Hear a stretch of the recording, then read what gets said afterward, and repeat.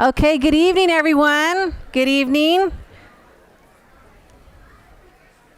First of all, I want to say thank you to our nutrition services team who provided all the food out there, the delicious food. And I also wanted to say congratulations to all the Shining Star awardees, honorees, as well as the Astounding Student Achievement. So we're really excited that you're here to join us in this wonderful evening. Let's go ahead and start the agenda. We're going to go now to 2.0, which is we're going to call the meeting to order. 2.2, the Pledge of Allegiance. If we can have maybe one of the students' board members, Ms. Castro.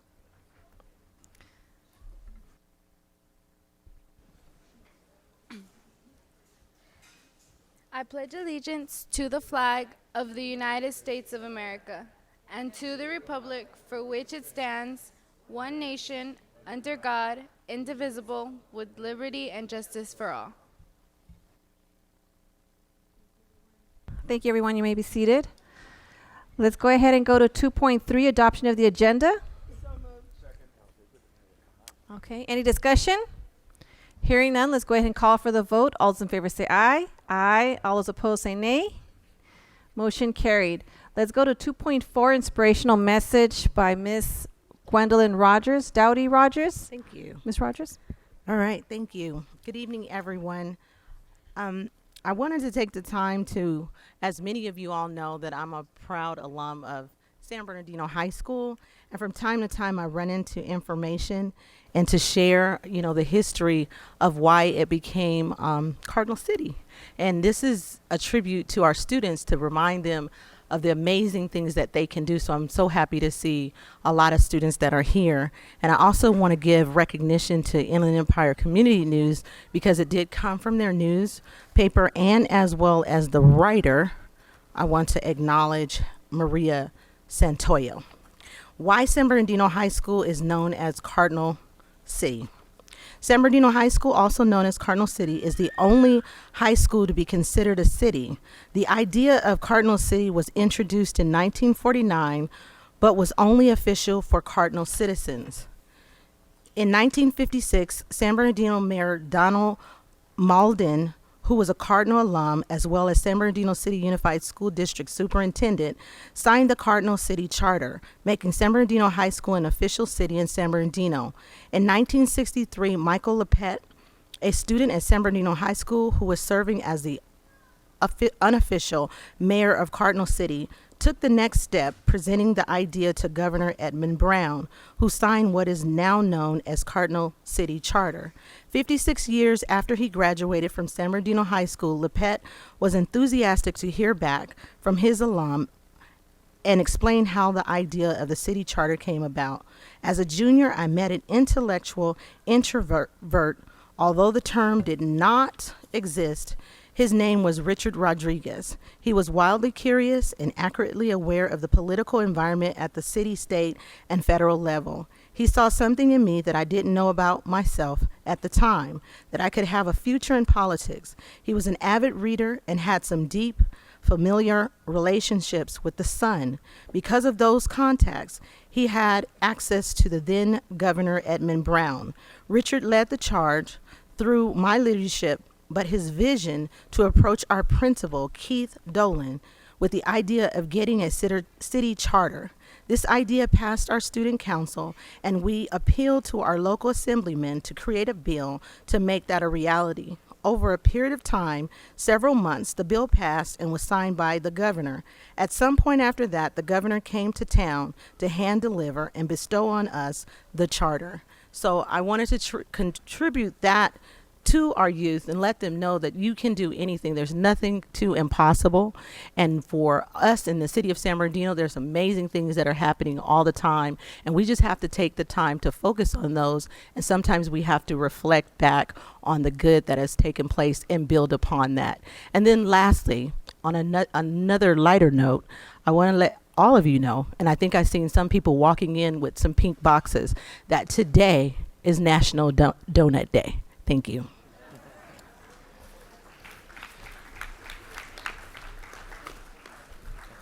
Thank you, Ms. Rogers, for sharing that historical piece that we have here in the district. Thank you. Let's go ahead and go to 3.1, Outstanding Student Achievement, Outstanding Achievement Awards, as well as Special Recognition Shining Star Award. So if we're going to go ahead and come forward, is that what it? Yes, okay. Let's go ahead.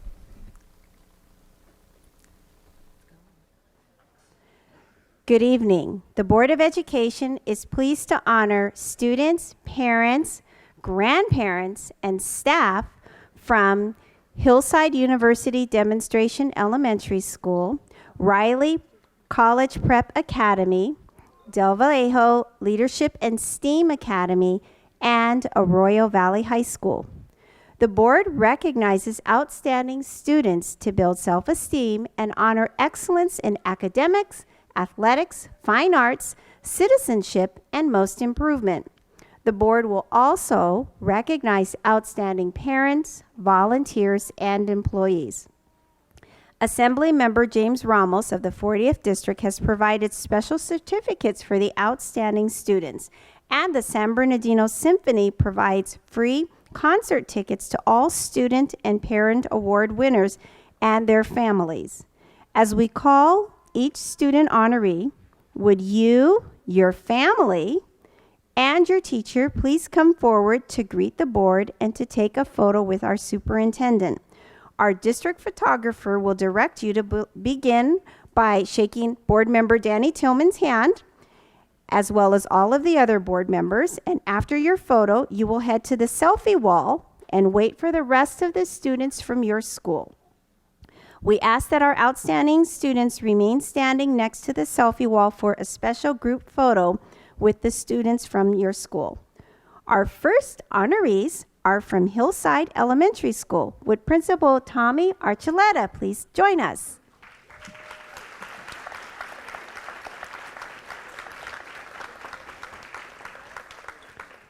And our first honoree of the evening is Dylan Molina. Dylan is a third grader in Marcia Moyer's class. With Dylan, Miss Moyer, and Dylan's proud parents, Teresa Madden and Mario Molina, and family, please join us. Dylan is a model citizen with excellent PBIS skills who's always willing to help his classmates.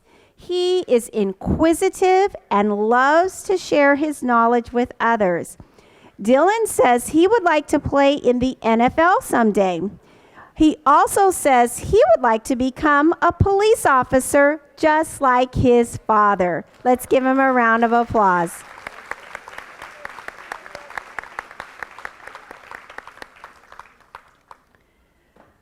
Our next honoree is fourth grader Josiah Popper. Will you please join us?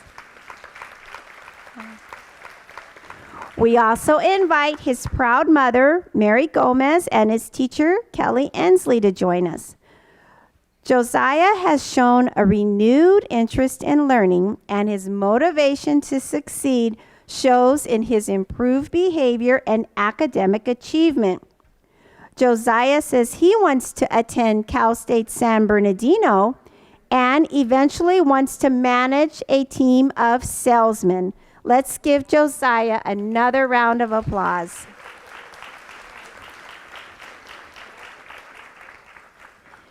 Next is sixth grader Camelia Romero. Her proud parents are Michelle Medina and Juan Romero. Will Camelia and her parents join Mrs. Ensley up front? Go that way, sweetie. Camelia is a model student. She demonstrates good citizenship.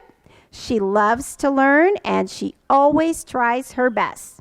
Camelia wants to attend one of the Claremont colleges to become an orienthologist or a marine biologist. Let's give her a big round of applause.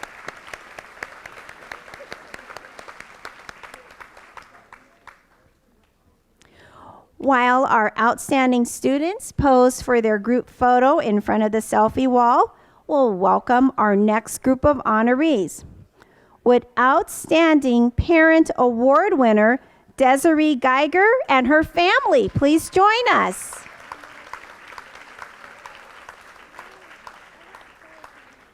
Desiree has a true heart for Hillside. For more than 10 years, she has done everything from serve as the PTA president to organizing the annual Fall Festival and the school's family reading night. It's no surprise because Desiree is a Hillside parent and a former Hillside student. Let's give Desiree, an outstanding parent, a round of applause.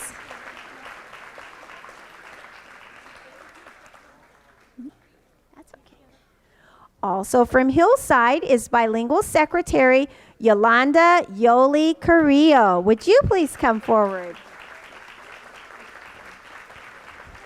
Yoli always has a positive attitude.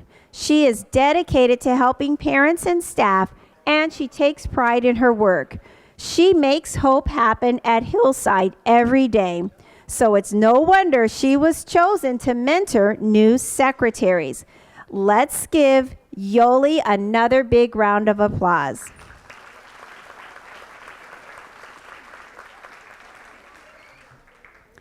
You've already briefly met resource teacher Kelly Ensley. Would she please come forward so that we can honor her with the Outstanding Certificated Employee Award?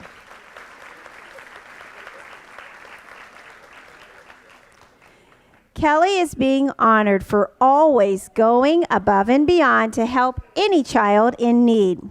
Through her knowledge of special education and her drive to support Hillside families, she makes sure to make hope happen for every child at Hillside.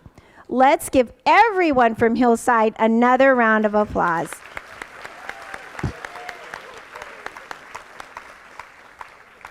Next, would Jamie Esteves, principal of Riley College Prep Academy, please come forward.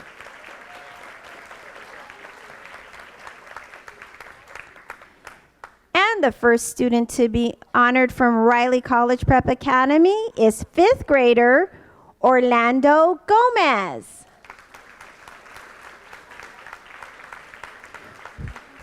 Would his proud father, Juan Gomez, and Orlando's teacher, Chris Perry Hill, and Alex Chapin, please join us. Orlando demonstrates stellar citizenship by supporting others, by being a model of the 16 social skills, and by just being a good friend. He's an avid reader and uses his love of books to connect with others. Orlando wants to be a police officer or a football player when he grows up. Let's give him another big round of applause.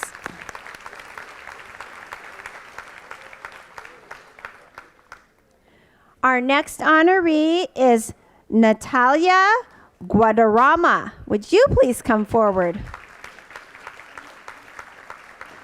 She is a 4th grader in Amy Trong's class, and with Natalia, her teacher, and her proud parents, Jose Guadarrama and Adriana Gomez, please join us. Natalia is a respected and responsible student who models good behavior at all times. She is on the Honor Patrol and has auditioned for the Odyssey of the Mind Club. Natalia says she wants to attend UCR or UC Berkeley and become an elementary principal right here in San Bernardino City Unified.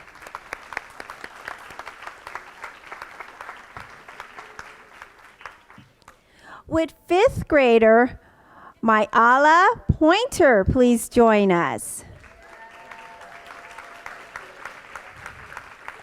We also invite Myala's proud mother, Wonder Pointer, and Myala's teacher, Leslie Perro. Please join us up front. Myala consistently demonstrates PBIS skills and restorative justice practices. She is a high-achieving student who masters new concepts in both English and Spanish. Mayala wants to attend Cal State University San Bernardino and become an artist who works in animation. Let's give Mayala, our future artist, a big round of applause. While the outstanding students pose for another group photo, let's welcome our next group of honorees from Riley. Albertina Valverde is the Outstanding Parent Award winner. Would Albertina and her proud family please join us? Albertina inspires Riley families to actively engage and support all children by giving of her time freely and by being an example that everyone can follow. She is a true mark of what it means to be a pillar of the community. Congratulations, Albertina.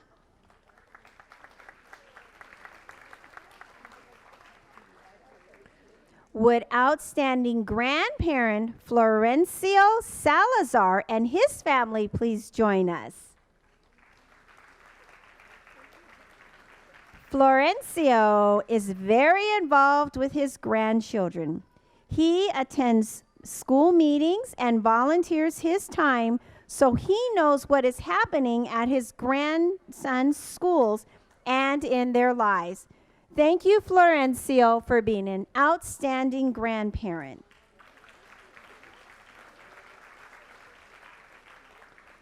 Our next honoree is Hilda Ortiz. Would you please come forward? Hilda is a team player, and she's always ready to go above and beyond in her role as attendance assistant to make sure that everyone receives excellent customer service and that students and staff have the resources they need to succeed. For these reasons, she is our outstanding classified employee from Riley Prep Academy.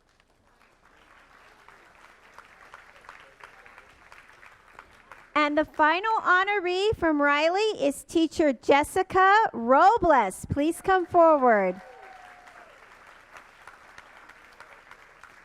Jessica Robles has a positive attitude and puts a smile on everyone's face. She talks straight and she does it with respect and positivity so that she doesn't hurt anyone's feelings. She's always available to help students, parents, and staff, even when it falls outside her job description. Thank you, Jessica, for being an outstanding certificated employee.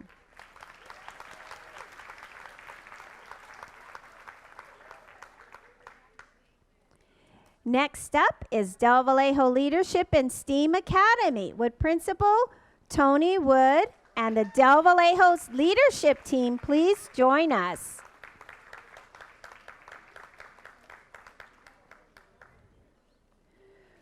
Please welcome 8th grader Adrian Flores and his proud family, Elizabeth Flores and Juan Llamas.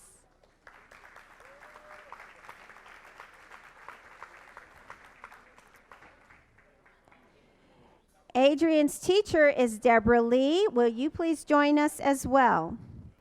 Adrian is a model, scholar, and athlete who exhibits good behavior. He completes his assignments and is a starter on the school softball team. Adrian says he wants to attend UCLA and become a professional baseball player or work in the criminal justice system. Let's give Adrian a big round of applause.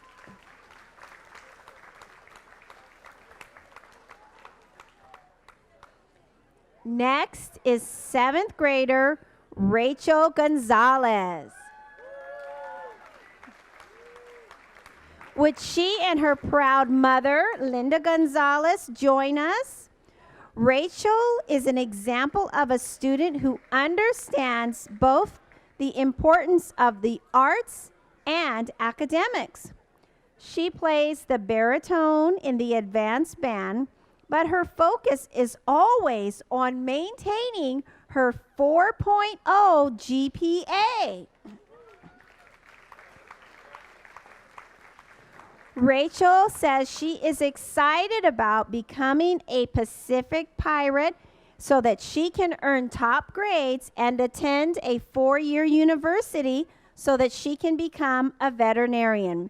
Let's give Rachel another round of applause.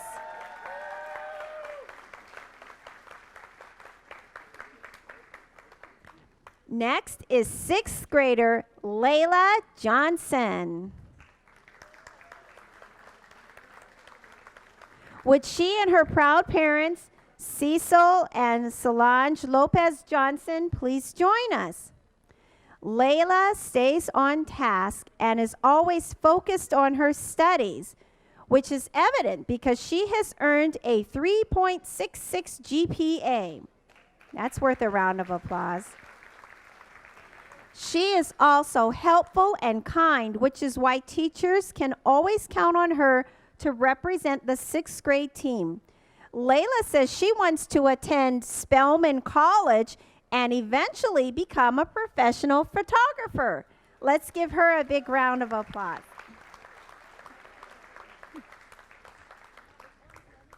While the students from Del Vallejo get ready to pose for a photo, let's invite outstanding parent Leticia Brown to please come forward with her proud family.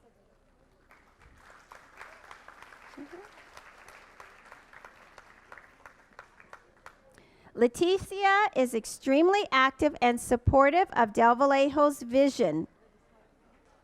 It looks like she's not able to be with us this evening, but we will make sure that she gets her award. Our next honoree is bilingual community resource worker Anna Ramirez.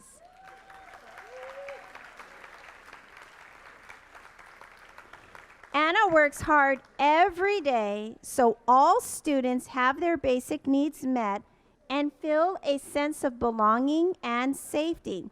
And she does it all with a positive attitude. The excitement and joy she demonstrates at work is infectious and makes the entire school a better place to be. Let's give Anna another round of applause.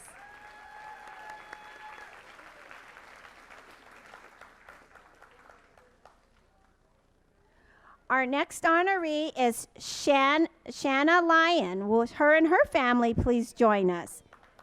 Shanna is an outstanding grandparent since her eldest grandson is enrolled at Del Vallejo. She assumed the role of mother and father for her grandchildren, and she works to make sure all their needs are met.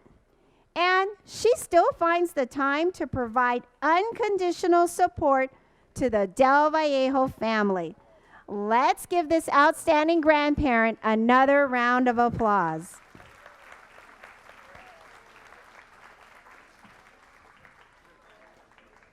Next up is music teacher Todd Montemayor. Will you please come forward, Todd? Todd has a passion for music and education. He works with all students to make sure they receive high quality, equitable instruction while making learning music fun. He also works with staff and coordinates with other school sites so that his students have opportunities to perform and the community has a chance to hear the beautiful music his students make. Let's give everyone from Del Vallejo another big round of applause.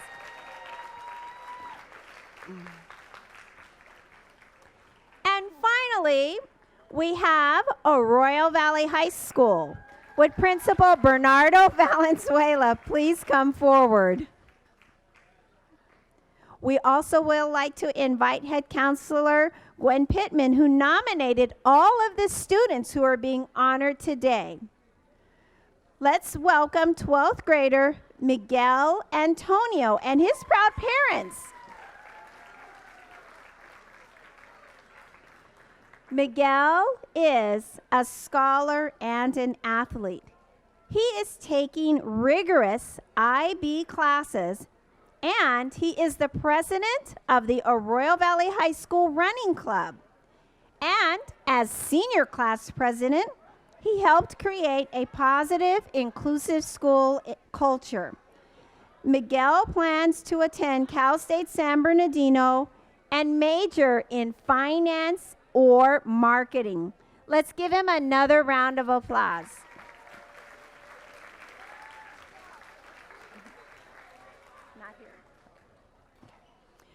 Next is 12th grader Veronica Banuelos with her proud parents Luis Banuelos and Margarita Ramos. Please come forward.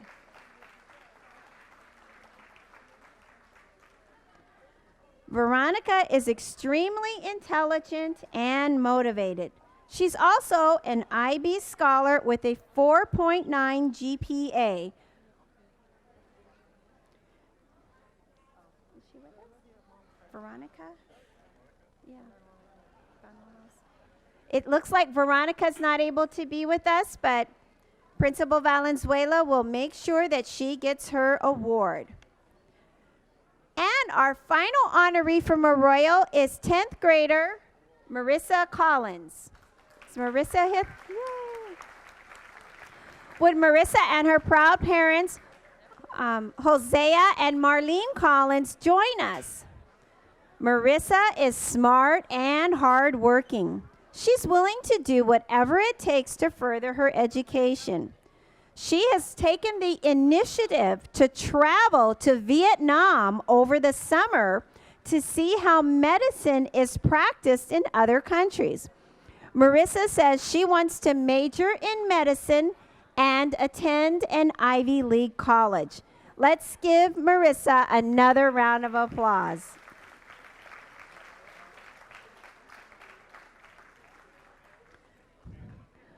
While the students from Arroyo Valley pose for their picture, we'd like to welcome Erica Gonzalez Alvarez, our outstanding parent, to please come forward. Give her a round of applause.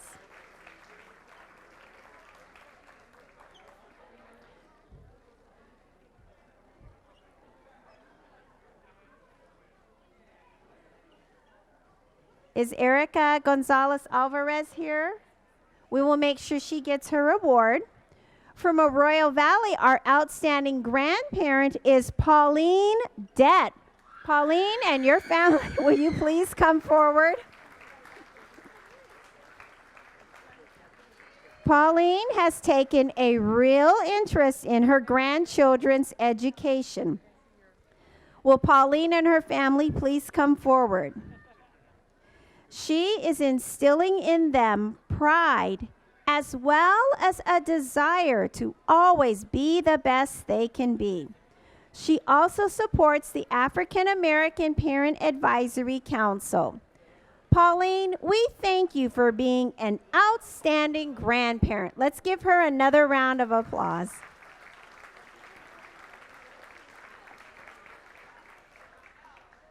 Our next Arroyo Valley honoree is attendance technician Nichelle Miller. Would you please come forward?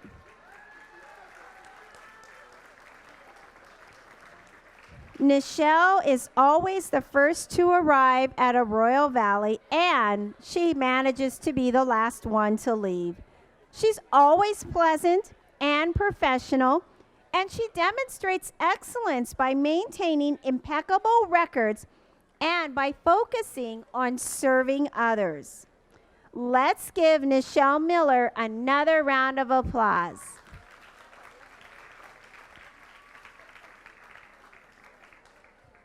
And our final outstanding certificated employee is Spanish teacher Maria Figueroa. Would you please come forward?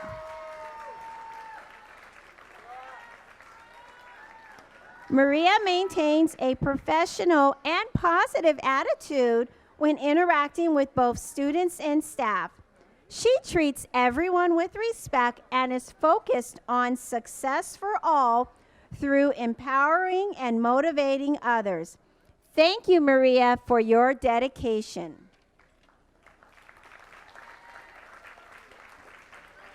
Our final honoree is school outreach worker Elizabeth Gonzalez. Elizabeth was nominated by the Arroyo Valley High School student board member Anissa Castro and Principal Bernardo Valenzuela. For 10 years, Elizabeth has dedicated her time to helping students and families. Her unwavering kindness and compassion she shows to struggling students is just one of the many ways she helps them overcome obstacles to success. Let's give all of the Arroyo Valley High School honorees a final round of applause.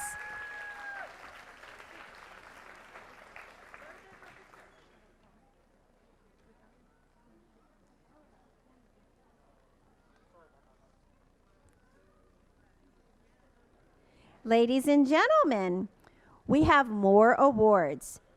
Tonight, we will be honoring this year's Shining Star Award honorees. On behalf of the Board of Education and Superintendent Dr. Dale Marsden, let me express my sincere gratitude to all of the dedicated guest teachers and substitute employees who work in the San Bernardino City Unified School District. You are a vital part of our district's mission to make hope happen for students. We truly appreciate your hard work and dedication, and we are pleased to host this reception in your honor. It gives me great pleasure to present the Board of Education's 2019 Shining Star Awards for exemplary service to 10 individuals who represent the many outstanding guest teachers, substitute employees, and interns in our district. When I call your name, please come forward to receive your Shining Star Award. We also invite the administrators and staff of your school or department and your family to come forward with you. Our classified substitutes will be honored first, followed by our guest teachers. From Richardson Prep High Middle School, substitute custodian Antonio Alvarado is our first Shining Star honoree. Will Richardson's Vice Principal Doug Momberger please come forward? Now, Antonio could not be with us today, but his son, Antonio Jr., is here to accept the award on behalf of his father. Antonio Sr. is a hardworking substitute who takes pride in maintaining a clean school. His knowledge of custodial equipment and skills were evident this summer when Antonio completed the top-to-bottom classroom cleaning, stripping, waxing, and shampooing of all floors and pressure washing the entire exterior of Richardson Prep. Antonio, we value your sense of purpose and we thank you for being an asset to our district. Let's hear it again for Antonio.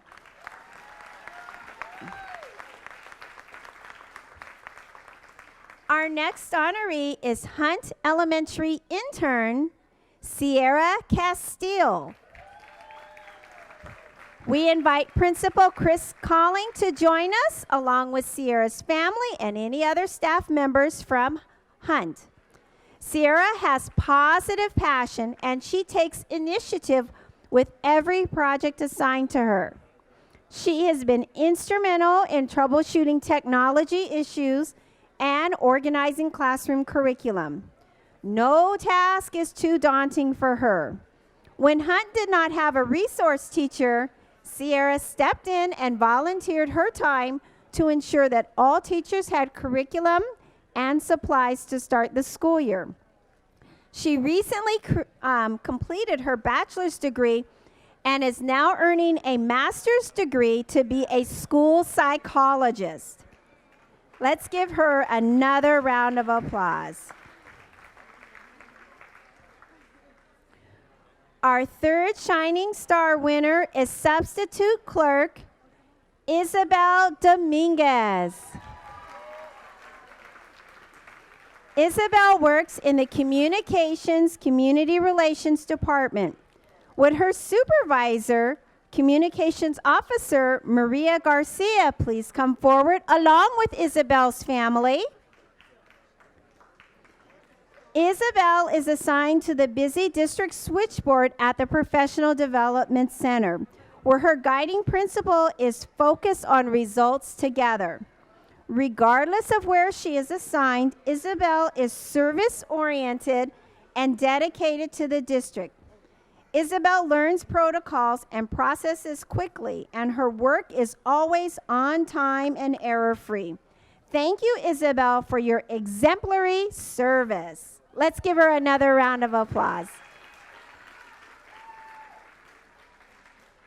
Now we have the pleasure of honoring Printing Services intern Devin Hancock. Would Reprographics Supervisor Oscar Delviar please join us? Devin, along with any Printing Services staff. Devin is a 2017 graduate of Arroyo Valley High School. He is now working on his AA degree at Chaffey College with plans to transfer to Cal Poly Pomona to study engineering. Since joining the print shop as a part-time college intern 2 years ago, Devin's skills have grown tremendously. His positive passion and his bright smile have infused the print shop with a renewed sense of energy and purpose. Let's give Devin Hancock another round of applause. Our fifth and final classified Shining Star honoree is Elvira McKenzie. Will Elvira and her family please join us? She is a substitute cafeteria worker for Nutrition Services, and her supervisor is Tony DeMille. Would you please come forward along with the Nutrition Services team? Elvira has worked at Nutrition Services as a substitute for about 19 years. Because of her emotional commitment to students, no matter where she's assigned, she always does a great job. She is fluent in Spanish, which helps her communicate with students learning English. Elvira is able to prioritize the needs of the kitchen to make sure everything is ready for the meals. As a side note, Elvira is married to our interpreter translator, Mark McKenzie, who works in the communications department. Elvira, we thank you for going above and beyond to serve our students. Let's give her another big round of applause.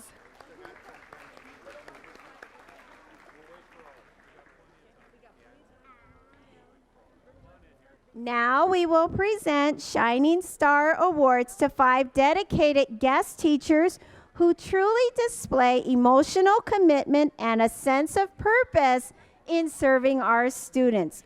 When I call your name, please join us up front with your school administrator, family, and colleagues. First up is Muscoy Elementary guest teacher, Angelica Alvarez. Will Principal Dana Jamison please come forward? Angelica has excellent rapport with students and staff. Because of her emotional commitment, she has taken on 2 long-term assignments at Muscoy. She displays excellent skills as a bilingual educator, and her classroom management is sound. She willingly and expertly kept up with student portfolios, wrote report cards, and held conferences with parents. Ladies and gentlemen, please give Angelica another round of applause.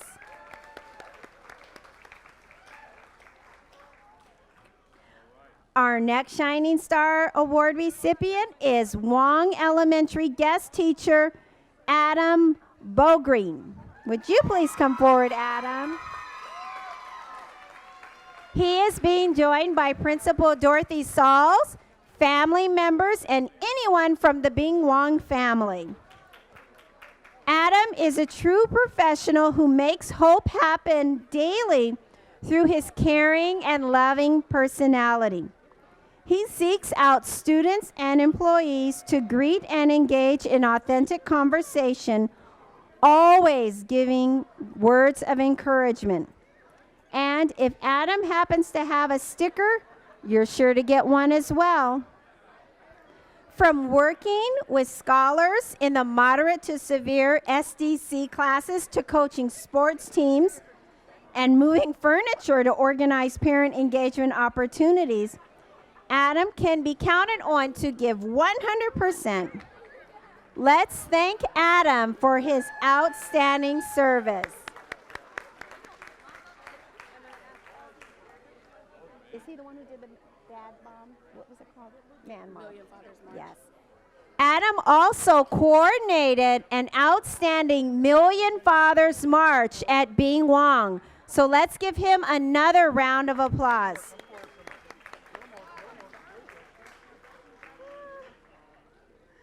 Our next Shining Star honoree is Jonathan Harris, and he's a guest teacher at Dominguez. Will Principal Alejandro Hernandez and anyone else from the Dominguez Elementary School family please come forward? Adam is a resident guest teacher at Dominguez, where his spirit of professionalism shines bright. As a product of our district, Jonathan believes that he has been called back to San Bernardino City Schools to be a role model for the younger generation. Jonathan mostly works with special education students. He has a way with scholars that allows them to trust him, and he's able to use his personal background to connect with the students. Adam, we truly appreciate your sense of purpose and your focus. Let's give Jonathan another big round of applause.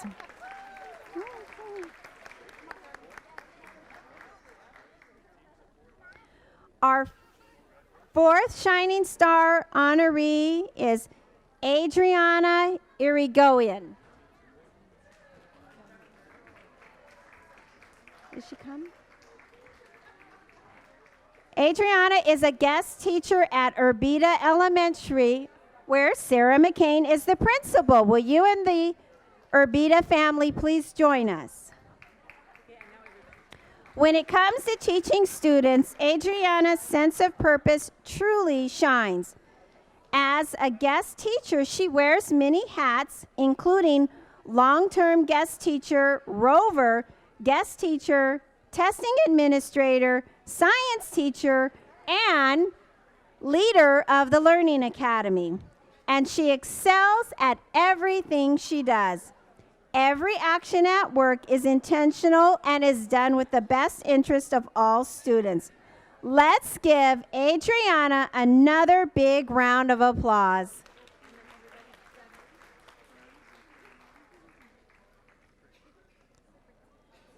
Now we have our final Shining Star honoree, and she is Brown Elementary guest teacher Stacy Newcomer.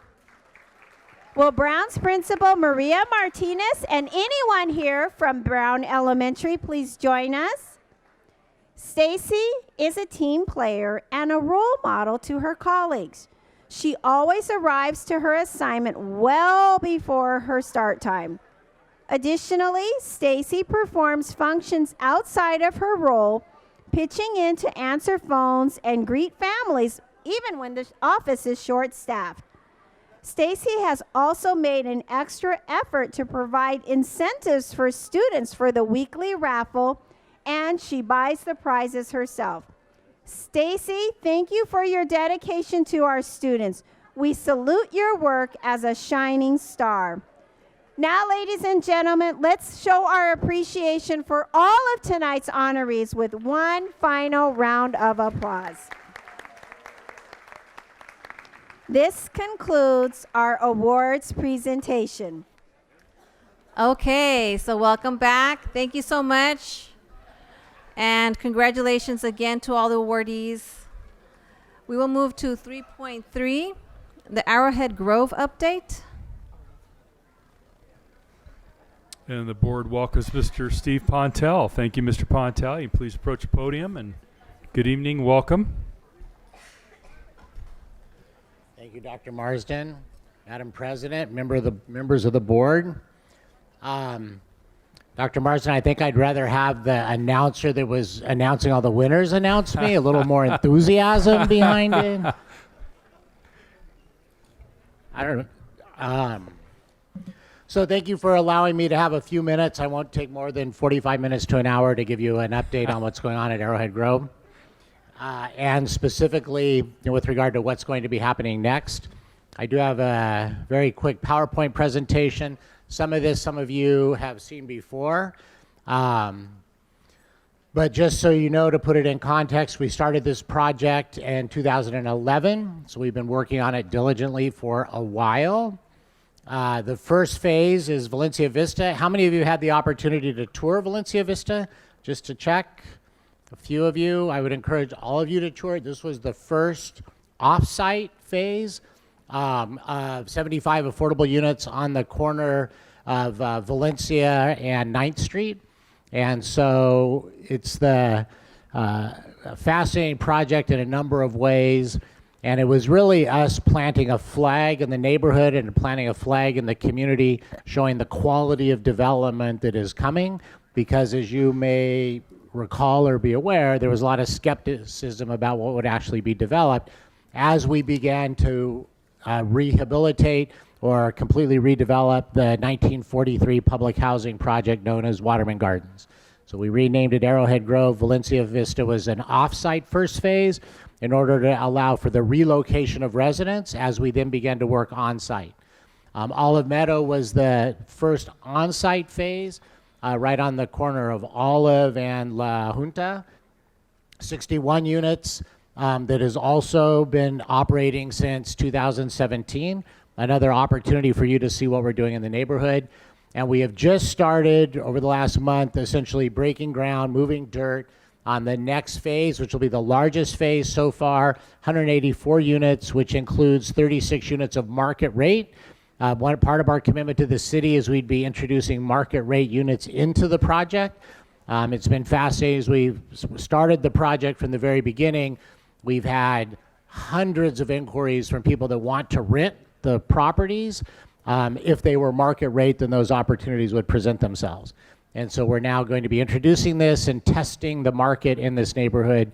Essentially the first new family apartments being built in the city of San Bernardino for at least the last 30 years that are not senior or student housing. And so this is an opportunity for the city.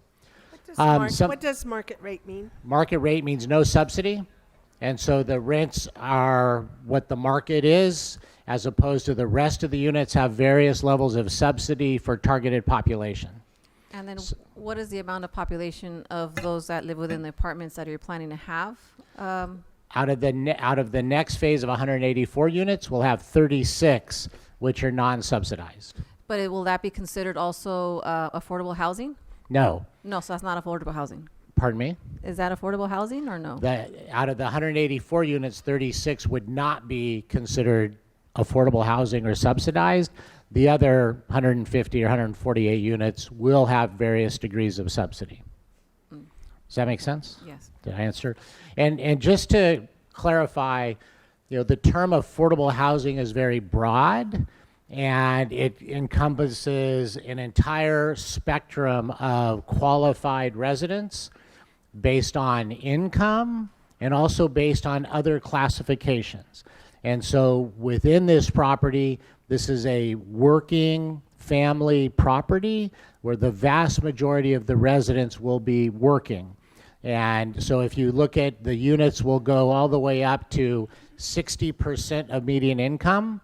And so if the median income, and it's the county's median income, if the median income in the county is $50,000 a year, then this would be for families that are making $30,000 a year. And so that gives you an idea of who the population that would be living within the property. The unsubsidized units or the market rate units would be families that are making any amount of money. And that is a conversation we've had with a number of partners in the community, such as the school district, the city, the county, St. Bernardine's, Loma Linda, organizations that would like to have access to units for various categories of employees as we attempt to create, once again, a market in this neighborhood that will hopefully spur additional market rate development to meet the housing needs of people working in the city of San Bernardino. As I'm sure you're aware, with your own employees as a sample, the city of San Bernardino has about 80,000 employees that work in the city. The vast majority of those employees do not live in the city. And so that's a real opportunity for the city, is to create housing to attract people that are working in the city to have those opportunities to actually live in the city. And so we're attempting to do that. Would that also create where the renting or the market itself in other neighborhoods will also rise, and then pushing out maybe low-income families that cannot afford it? Is that as a risk? Yeah, it's a good question. And so the category is the conversation is around what's termed gentrification. And when the gentrification hits a certain threshold, essentially the market demand has been created such that the people that historically lived in the neighborhood are then no longer able to afford it because the housing prices have risen pretty dramatically. Right. From a market analysis standpoint, the city of San Bernardino is a long way from that. Currently in the city of San Bernardino, the market is not strong enough to support new development. That's why there has been no multifamily development in the city of San Bernardino. So what we're trying to do is pilot, prove the point, prime the pump, whatever you want to call it, in order to begin to attract additional investment.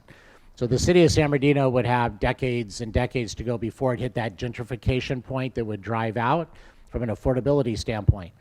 However, the biggest problem the city of San Bernardino has is properties that are absentee owned and not well managed among the single family housing units in the city.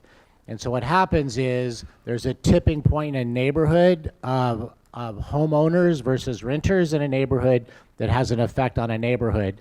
And when the property is owned by people that don't live in the city and they don't care about who the tenants are and they don't maintain the property, then that has a significant negative effect on the community.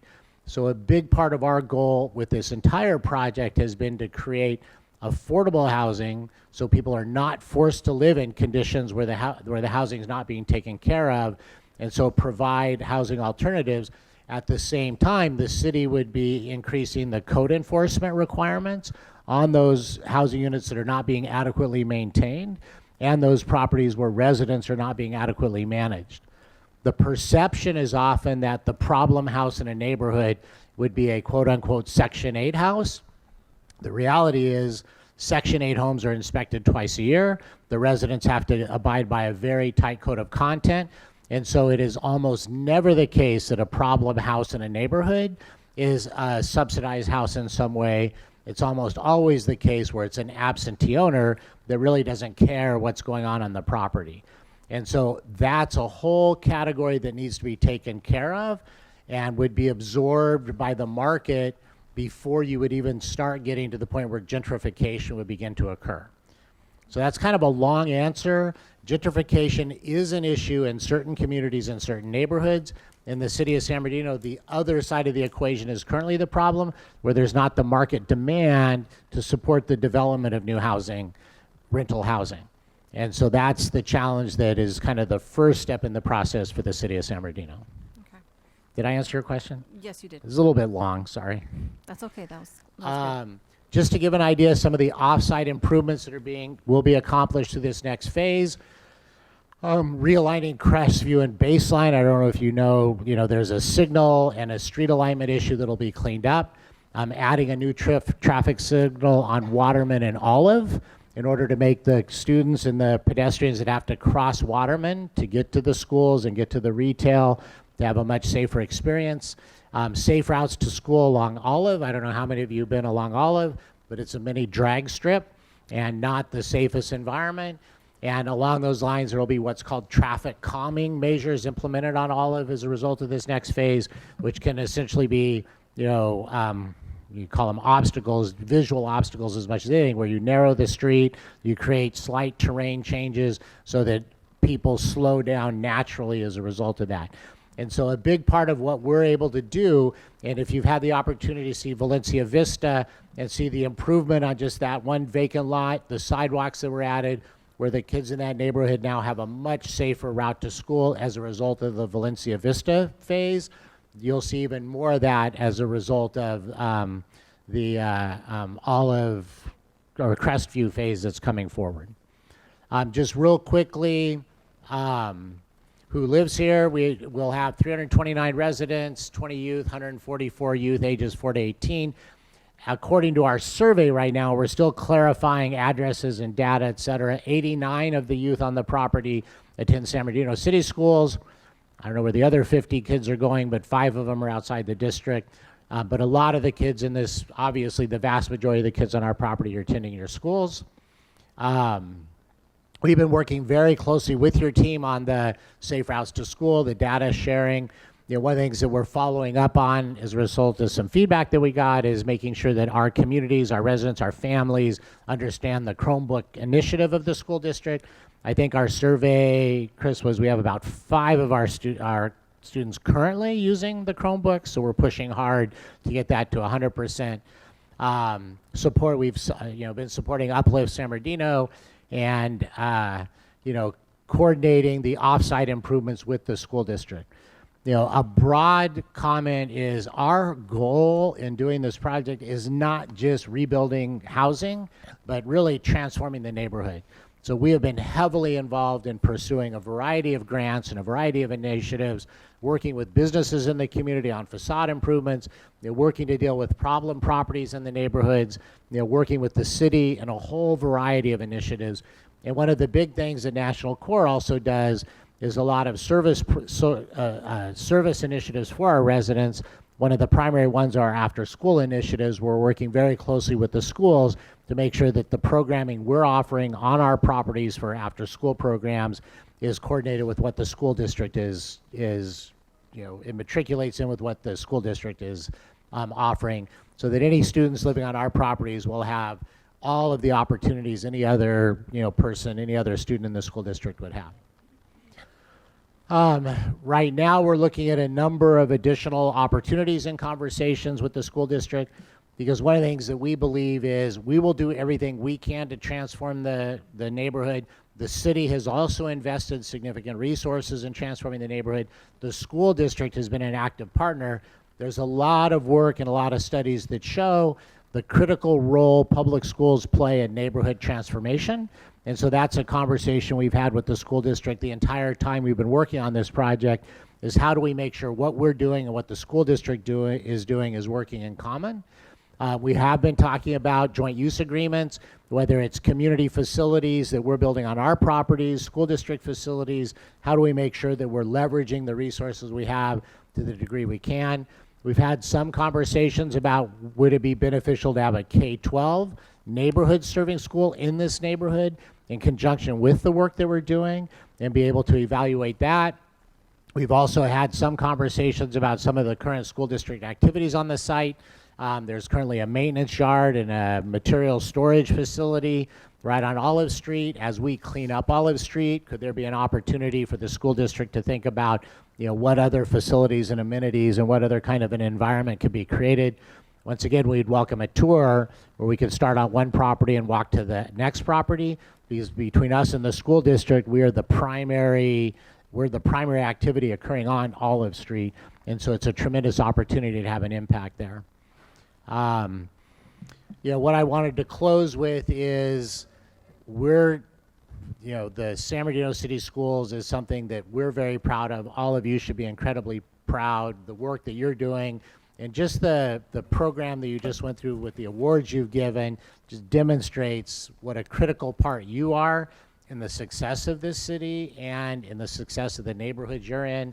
We stand ready to partner with you on whatever initiatives you would like to work on with us as we work together to make sure this neighborhood is the highest quality neighborhood that it can possibly be, and the students within the neighborhood have all the opportunities that are available. So with that, let me pause there and open it up for questions. Any board members? Go ahead, Dr. Hill. Thank you, Mr. Puntel. Dr. Hill. You know, whenever we talk about any development, anything else, what comes to my mind, jobs. So as a result of everything that you're doing, and I know there's a lot more development going, are there any jobs? Could you talk about the jobs that's available for the local residents or even those who have previously lived in the former Waterman Gardens? Yes, thank you, Dr. Hill. The construction phase is going to generate a lot of employment activity, and we are reaching out to the community and soliciting subcontractors and individuals that want to work on different aspects of the construction part of this. We have also been working with some of the job training initiatives to provide those kinds of construction training opportunities for students and residents as well. And so during the construction phase, which will be this next phase will be open in early 2021, there will be quite a bit of employment opportunity. On an ongoing basis from a property management standpoint, there are also jobs, and we spend a lot of effort to a certain extent targeting our residents, the people that are living in our communities, to provide employment opportunities and job training opportunities for our residents. Because a big part of our goal is not that we're a landing pad where people come and then that's the end of the story, but we're a launching pad where once people get their housing stabilized, they can then begin to think about the rest of their life. And we work very closely with them on pathways to future, pathways to success. And a lot of that has to do with financial literacy, other education and training, and job skills and employment opportunities. And so we do that significantly within the community during the construction phase, and then on an ongoing basis, we do it focusing on our residents and other people in the community. We are in the process right now of launching something that we're calling Core University, because we see property management as a really positive career path for people. And within our organization right now, there's a huge challenge attracting the people we need. And so we're putting together, in partnership, right now we're working with Chafee, job training, career training opportunities within property management, and we're looking to continue to expand that as well. So the short answer to your question is yes. Thank you. And then Ms. Rogers, right after Ms. Rogers, Dr. Flores. I'm not sure if you answered this, so I'm sorry if I'm asking it again. But on the first phase, which was the Arrowhead Grove, right? Was that the first? The whole project's called So it's Arrowhead Grove. okay, so because I heard you referring to a different name, so I said, Right. okay, they're naming them all The different. First phase was Valencia Vista. Okay. So my question is the residents, so the process when they tore everything down, and I was there, I did attend, but my question is those residents that moved away or wherever they went, what percentage of those residents came back to the phase that exists right now? Do you have that data? Good question. I know the number, so the way that it worked was, so not to give you too much detail, but this project was getting ready to move forward just as the Department of Housing and Urban Development announced a new issue known as affirmatively furthering fair housing.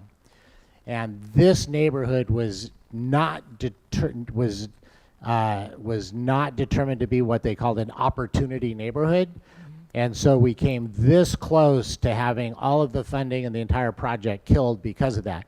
So HUD had determined they didn't want to do any more investment in neighborhoods that had certain socioeconomic demographics, but they wanted all the investment in higher end neighborhoods.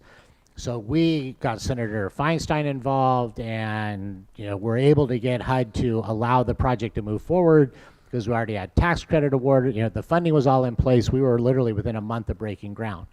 But one of the things that the Housing Authority did was create what they called opportunity vouchers. So anybody living in the old Waterman Gardens project could take a voucher and use it to go anywhere else in San Bernardino County. And so my understanding, Sandra, is probably about 20 of the residents. So probably at about 20 of the residents out of the 252 units that were there occupied about 230.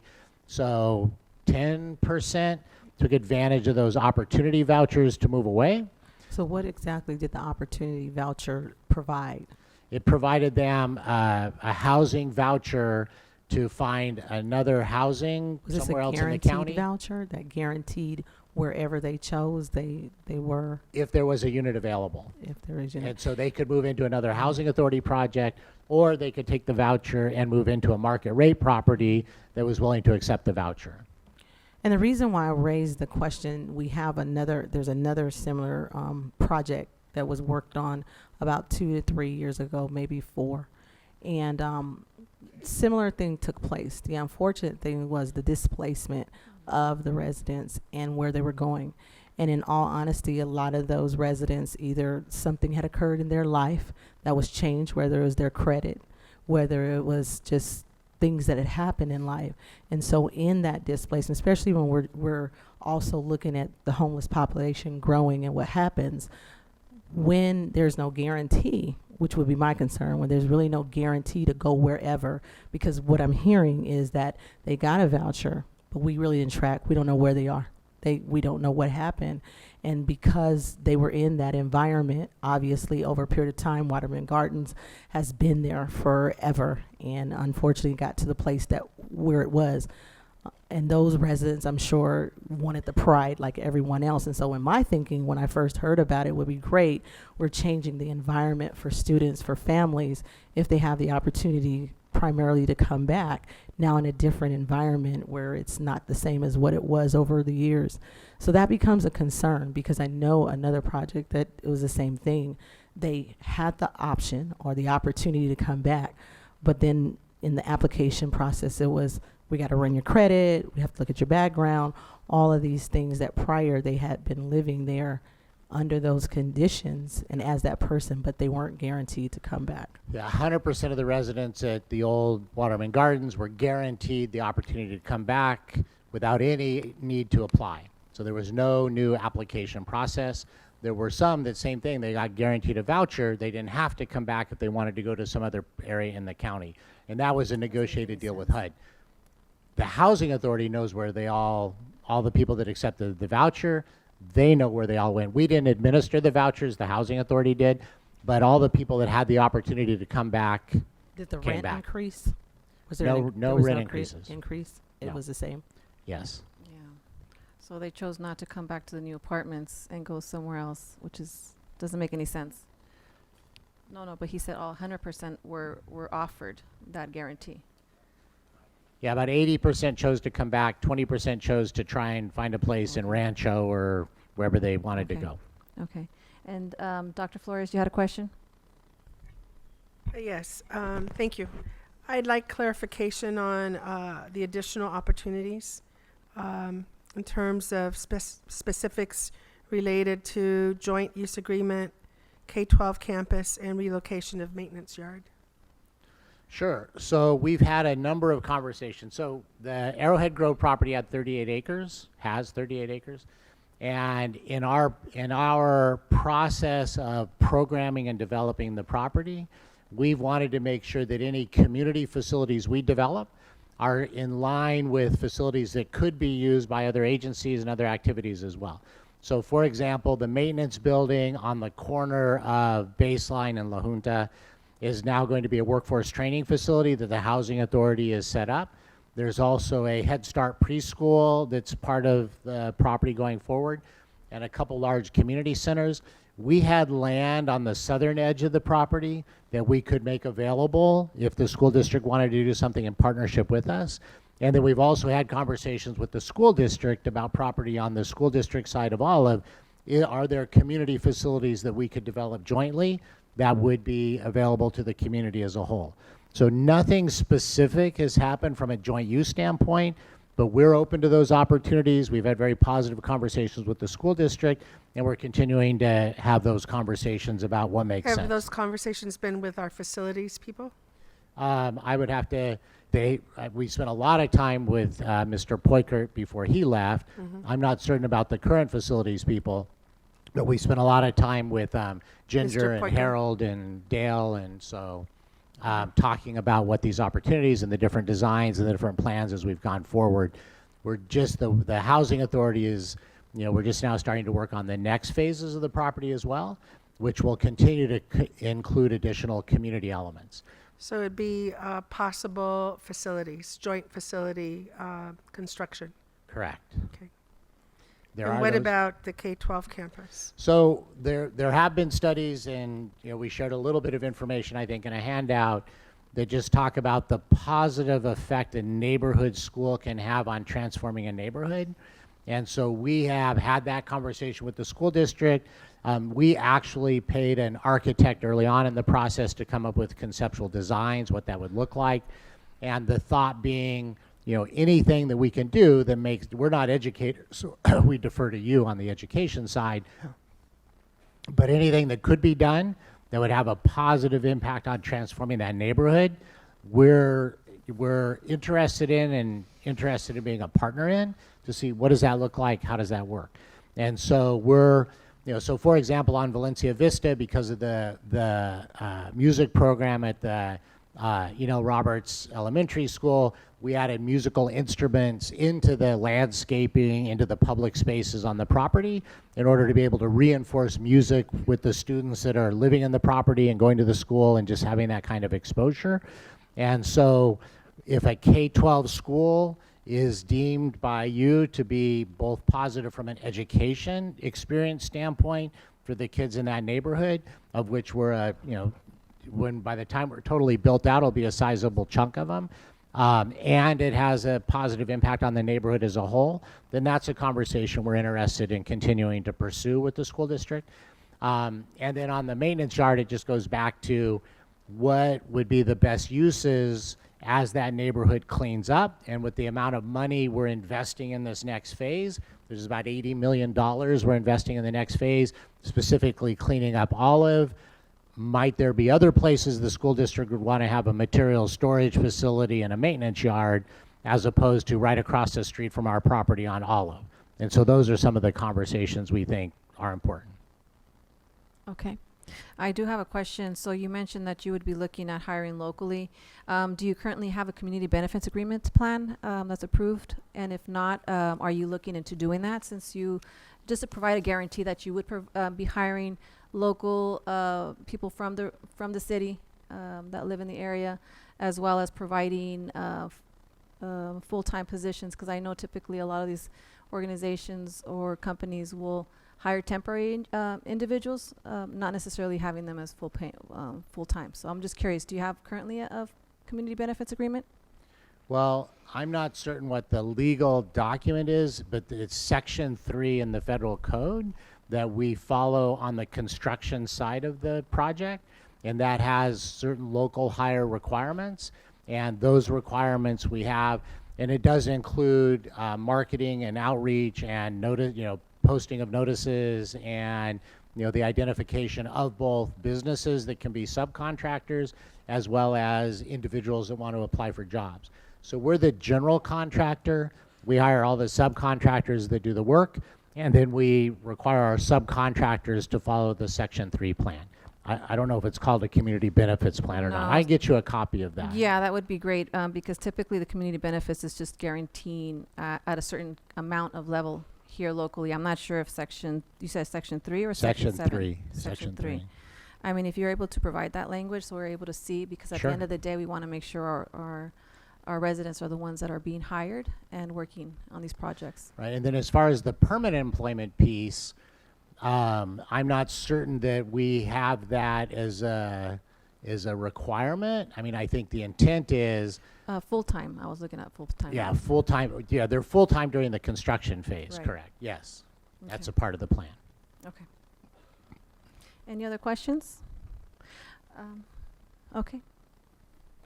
So, Mr. Pontel, thank you very much. And board, as you can see, the purpose for this is to begin to probe your thinking in terms of to what extent and how and where do we want to partner with the current work that's going on to revitalize the neighborhood. So the invitation stands open. I know a number of us, I've been, and cabinet members have been. I do encourage you to take a look at the properties. I think you'd be proud of the positive change to the community. So with that, thank you, Mr. Pontel, very much. Thank you all very much. Appreciate We it. look forward to seeing you on the property. Thank you. Have a good evening.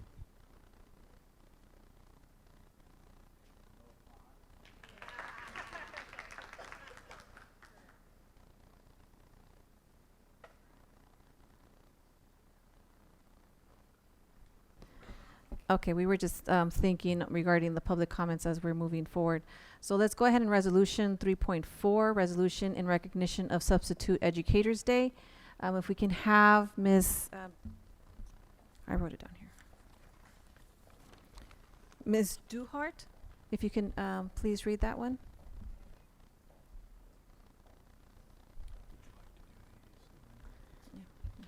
Did I read the title? Okay. All right. Whereas substitute educators are a vital part of the education profession, providing a balanced education for students, and whereas the Board of Education of the San Bernardino City Unified School District joins others around the nation in recognizing Friday, November 22nd, 2019 as Substitute Educators Day. Therefore, it be resolved that the Board of Education encourages all district schools to set aside Friday, November 22nd, 2019, to acknowledge the contributions substitute employees make to our students and our schools. So moved. Okay, we need a second. Okay, I didn't hear that. Okay, any discussion? Hearing none, let's go ahead and call for the vote. All those in favor say aye. Aye. All those opposed say nay. Motion carried. Thank you so much. Let's go ahead. We're going to move around here just really quickly. 6.1, which is the student board member comments. So if we can have each of our board members address this, as student board members can report on their school sites, upcoming activities and events. They may also share a comment, concern, or observation with other board members. So if we can start with Ms. Castro and then Ms. Duhart right after. For tonight, I'll be speaking on how Arroyo Valley High School is participating in Kindness Week. So every day during lunch, we have they have booths set up with they do walls of sticky notes of kind things to say, or they write someone a note. And I just think it's a really good thing that we're doing, and I think it's like the second year that we've done it. And yeah, and I very much appreciate that the award was given to Miss Elizabeth tonight. And yeah. What a great idea, too, for you to put that forward. So congratulations on that. That was great. Okay. And then Ms. Duhart. All right. I would like to speak on our annual Thanksgiving box provided by Ms. Acampo. Last year, she was able to collect over 17 boxes to give to the less fortunate families so they can partake in their Thanksgiving dinner. Our ASB has separated into groups where seniors are doing the turkeys and cranberry sauce, dinner rolls, and other canned goods. So that's been our main focus of this week all the way until the 15th, just to collect those boxes and give to the need. Fantastic. Sounds like you're well under your way. Okay. Thank you so much. We're going to go ahead and move to board comments. I'm sorry, public comments. Public comments. Go ahead, Dale. Sure. Thank you, Madam President. So at this time, the board welcomes Jewel Patterson and Ajane Butler. Good evening and welcome.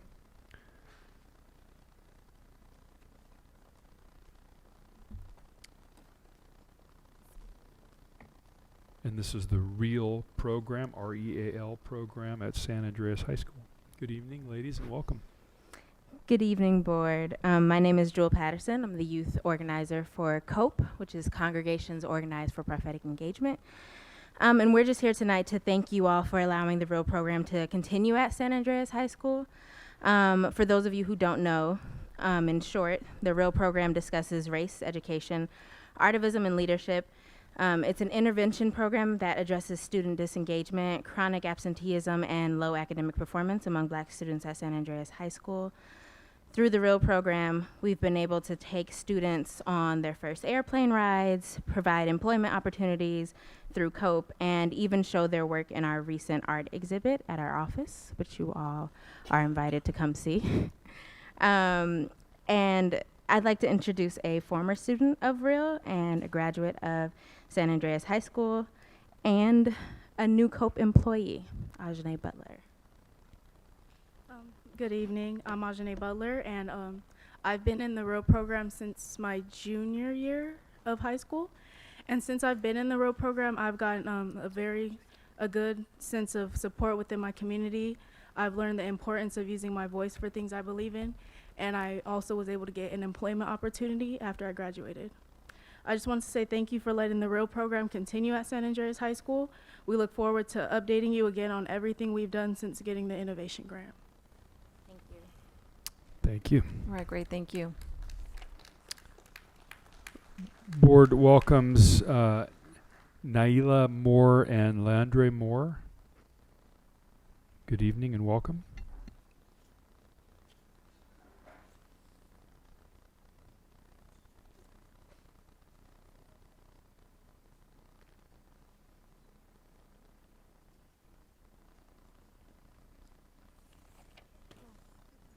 Good evening and welcome.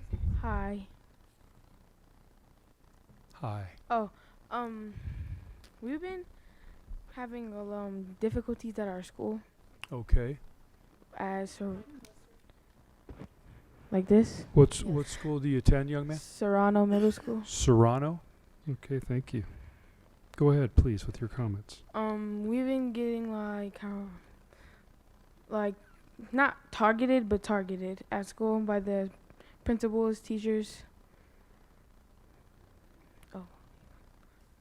Do I keep talking? Yes.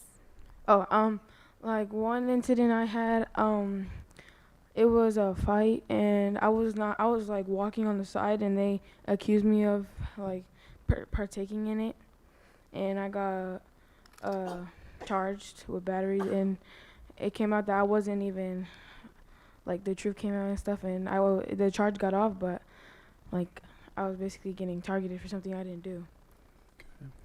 Has your parent or guardian had a chance to talk to anybody at the district level about the issues that you faced? I think his name is Mike. Yeah, my mom followed the protocol, and we had what's that called? Went down to the school district and filed a report. Okay. Fantastic. And has anybody from the district reached back out to you yet, or not? Yeah, but my mom wasn't informed until like a whole week after the incident happened, where like a parent had threatened us, or me, and then my mom wasn't informed until like a whole week after. Okay. Well, here's what we'll do, Mr. Moore. We'll have, this is Dr. Lorraine Perez, so she's my assistant superintendent and works over all these matters. And so what we'll do is we'll have her team give you a call and follow up to make sure that we understand exactly what's taken place and work to assist you at the school. Is this your parent or guardian here with you tonight? And I have. Hi, Mom. Thank you. Yeah, so we'll reach out to you and follow up and get the details tonight. So please feel free if there's anything else you'd like to add. We're happy to hear that now as well.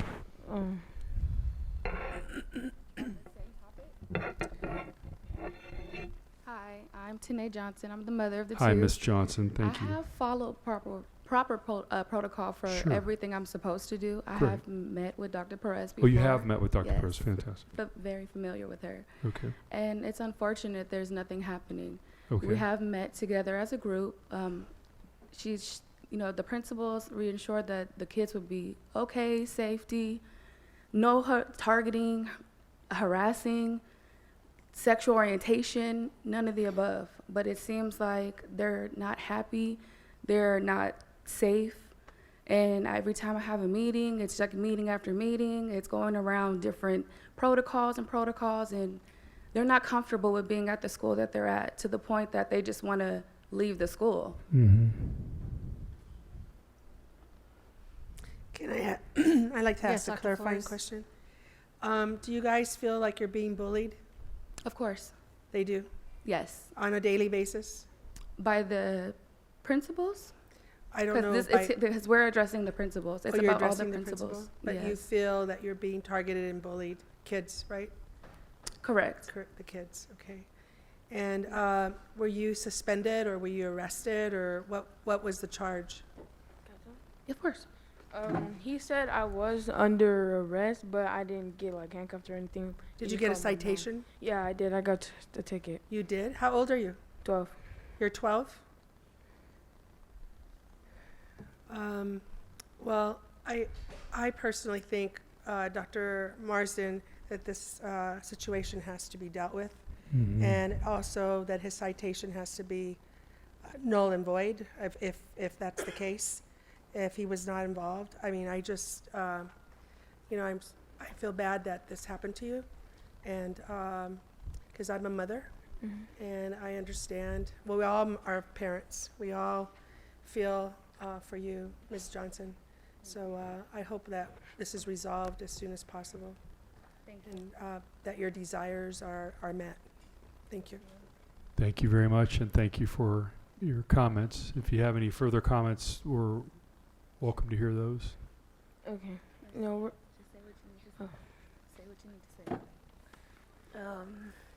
She's a little nervous, sorry. That's It's our okay. first time doing this. Yeah. That's Tell them okay. what you've been telling me. That's all you have to do. I'm in 8th. Well, I'm being harassed for my sexuality and because Just tell them, baby. It's okay. Take your time. I got a high level for hugging my friend, and my fingernail got stuck on her backpack, and I got a high level for that. And my mom came down to the school. She followed protocol, and she talked to Miss Freeman and Miss Cleveland, and they were telling my mom like they were gonna follow me around the school and make sure I'm not like touching anybody in any sorts of way or anything like that. And today, Miss Freeman was at lunch just like telling my friends not to talk to me, and like just like telling my friends like not to follow me anywhere, and yeah. Thank you very much. Yeah. Appreciate that. So you have our full attention. So we will definitely be reaching out to you and follow up on the matter and dig in and see, you know, where things are. So thank you for bringing it to our attention. And I do want to mention, first of all, that we are providing trainings that's supposed to deal with some of these issues across the district. And although it's unacceptable, period, regarding the sexual orientation and, of course, how you identify, but we need to do better, and just making sure that all of our staff members are being able to look at this and being mindful of that. So I appreciate you bringing this forward, and so we can look more into it. Thank you. Thank you. Thank you very much, both of you. Board welcomes Mr. Jay Lindberg, topic of climate science and curriculum.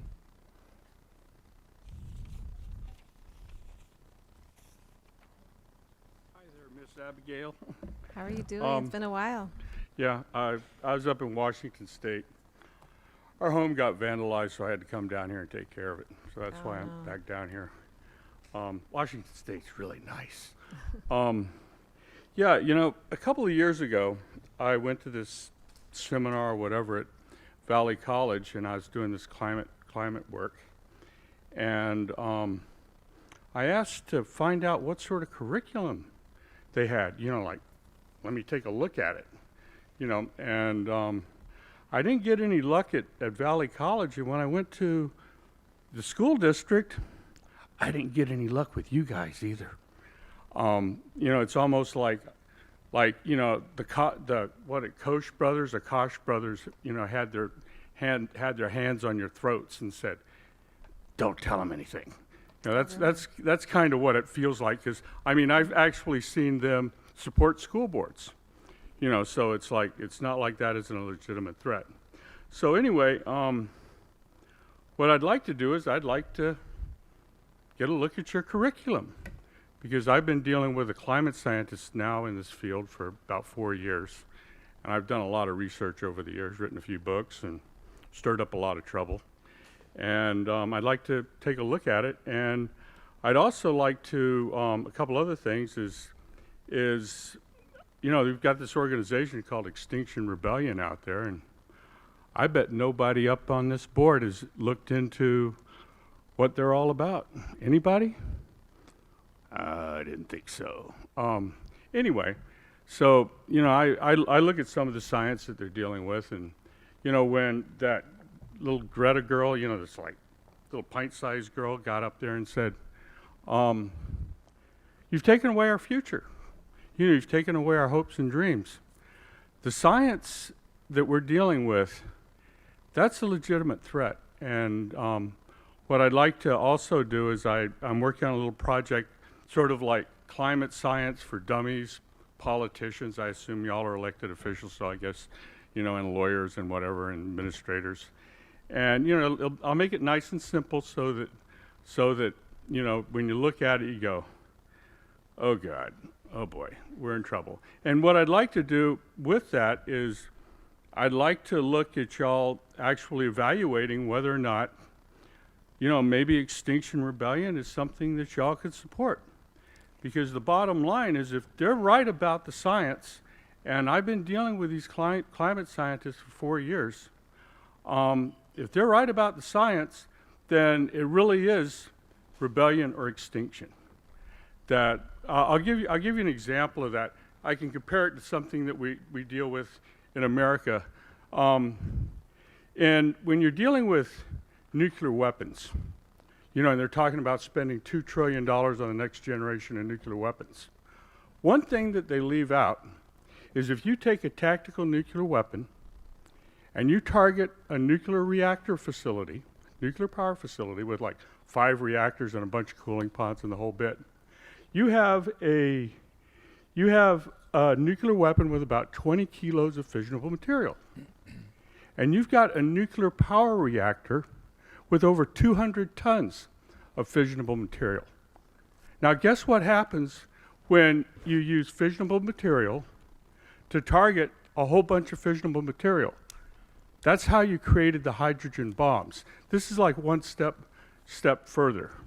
What I'm trying to say is that when you're dealing with nuclear weapons and you realize only one nuclear weapon targeting a nuclear power facility can create an explosion that's 10,000 times bigger than the tactical nuclear weapon, you've got something that's apocalyptic. Now, when you're dealing with climate change, and we're all hearing about carbon dioxide, well, one thing that happens when you break down methane is it ends up carbon dioxide and water. So when you're looking at the historical record, you don't have the evidence of the methane releases. All you've got is the carbon dioxide spikes. And methane, as an example, is 140 times more potent than carbon dioxide on a molecular level as a greenhouse gas, which means that you don't need a lot of methane in the atmosphere to do the same thing as a lot of carbon dioxide. And addressing climate change without addressing the methane issues is the same thing as addressing building another generation of nuclear weapons when you realize that all you need is one of those things targeting a nuclear power facility to create an apocalyptic event. That's where we're going. That's what the Extinction Rebellion people are understanding, that it really is a situation. If we don't clean up this mess, it's going to be really bad. Good evening, Mr. Thank Lindberg. Thank you so much for bringing that. Thank you. Board welcomes Mr. Jim O'Neill to address the board. Good evening, Mr. O'Neill, and welcome.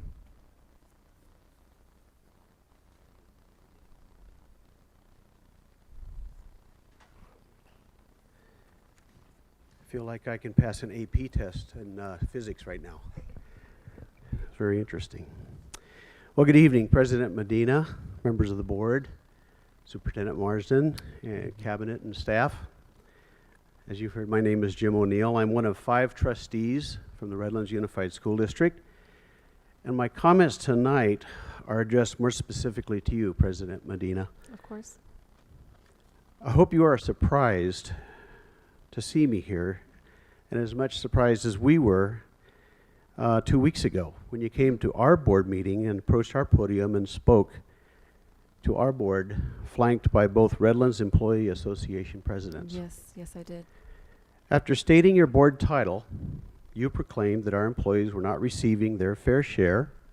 You compared salaries between our districts. You questioned how our funds were being allocated. And you made a puzzling comparison statement about student performance and salary between our 2 districts. That's right. As expected, your words were met with much cheering and applause from the approximately 100 red-shirted association members seated in the audience. You also went on to make suggestions for our closed session discussions regarding our budgets and salaries. It's no secret that we have been having challenging labor salary negotiations. Superintendent Ariano and the board have been very disappointed in our association leaders with their contentious strategies and divisive rhetoric. Our desire has always been to foster a collaborative, transparent, and ethical relationship with the association leaders, but your presence 2 weeks ago and your comments only served to reinforce their misguided strategies. By your spoken words, we as a board were both surprised and somewhat disgruntled by your lack of understanding when it comes to the complexities and processes of salary negotiations, especially budgets and local control funding formula allocations. In the spirit of boardsmanship and collegiality, we would have expected you to reach out to our president of the board for clarifying information before becoming involved in our issues and making public comments about them. You must know that as trustees, we must always seek a balance between fiscal responsibility and fair employee compensation. But you didn't make that clear when you spoke. If you are looking for venues to frame and grandstand your personal political campaign for public office, I would like to suggest that you not take sides on an issue without seeking and knowing the facts. Should you want to address our board in the future, my president and the board request that you speak as a member of the community and that you have the courtesy to reach out to President Parachi so that your comments can be factual, fair, and balanced. So to all of you, on behalf of your partners, as we are in education, thank you for your time, and may we all keep our students and employees safe, thriving, and succeeding. Thank you. I appreciate your comments. And just to clarify for those, I was asked to speak on regards some of the issues. And when you look, and I've been going to different school districts, and if you were to look at some of the salaries and the benefits, I didn't realize when you look at other school districts what the lackings were compared to us. So I was just used to what our school district offers in 100% full benefits.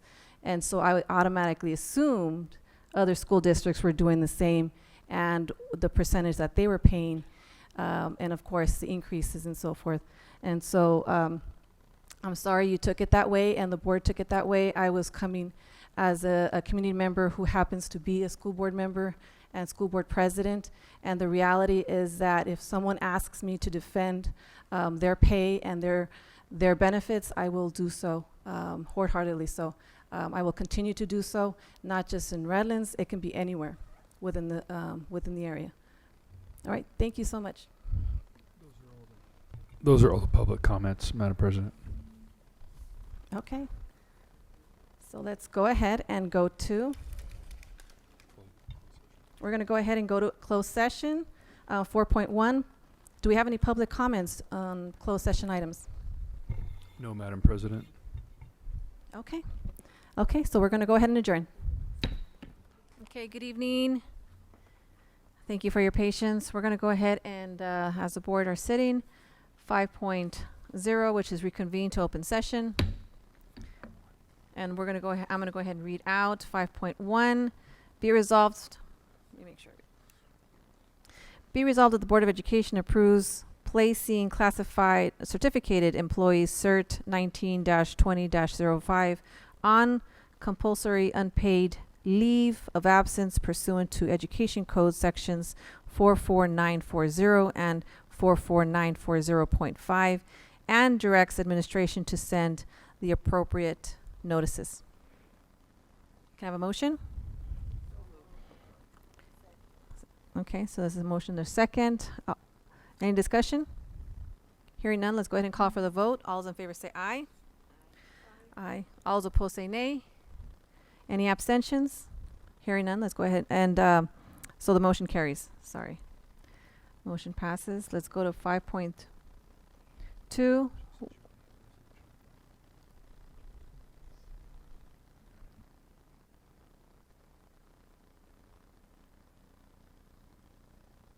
Okay, 5.2, which is be resolved that the Board of Education approves settlement agreement number C1-19-20-02 in the amount of $15,800.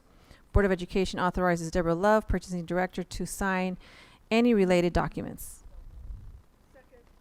Any discussion? Hearing none, let's go ahead and call for the vote. All those in favor say aye. Aye. All those opposed say nay. Any abstentions? Okay, motion carried. Let's go to 5.3, HR Class 19-20-08.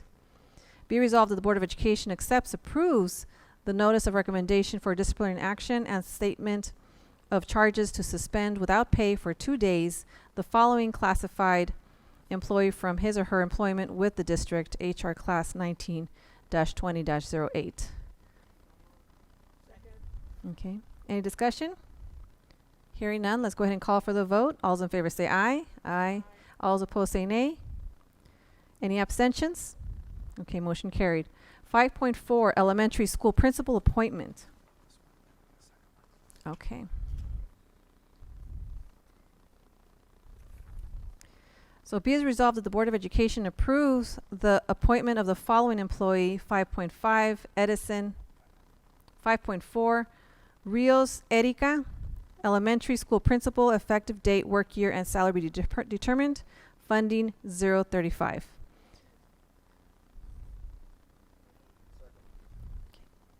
Any discussion?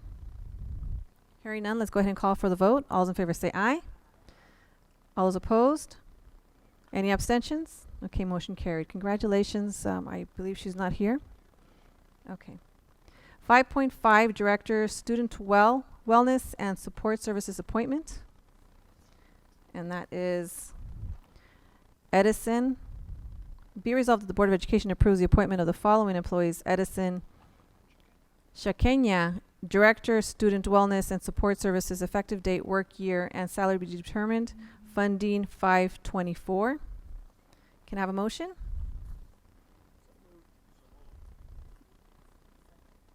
There's a second. Any discussion? Hearing none, let's go ahead and call for the vote. All those in favor say aye. Aye. All those opposed say nay. Any abstentions? Okay, motion carried. Thank you so much. Let's go ahead and go to, congratulations. 6.0, we already had student and we had public comments. So we're moving to 8.0, presentations.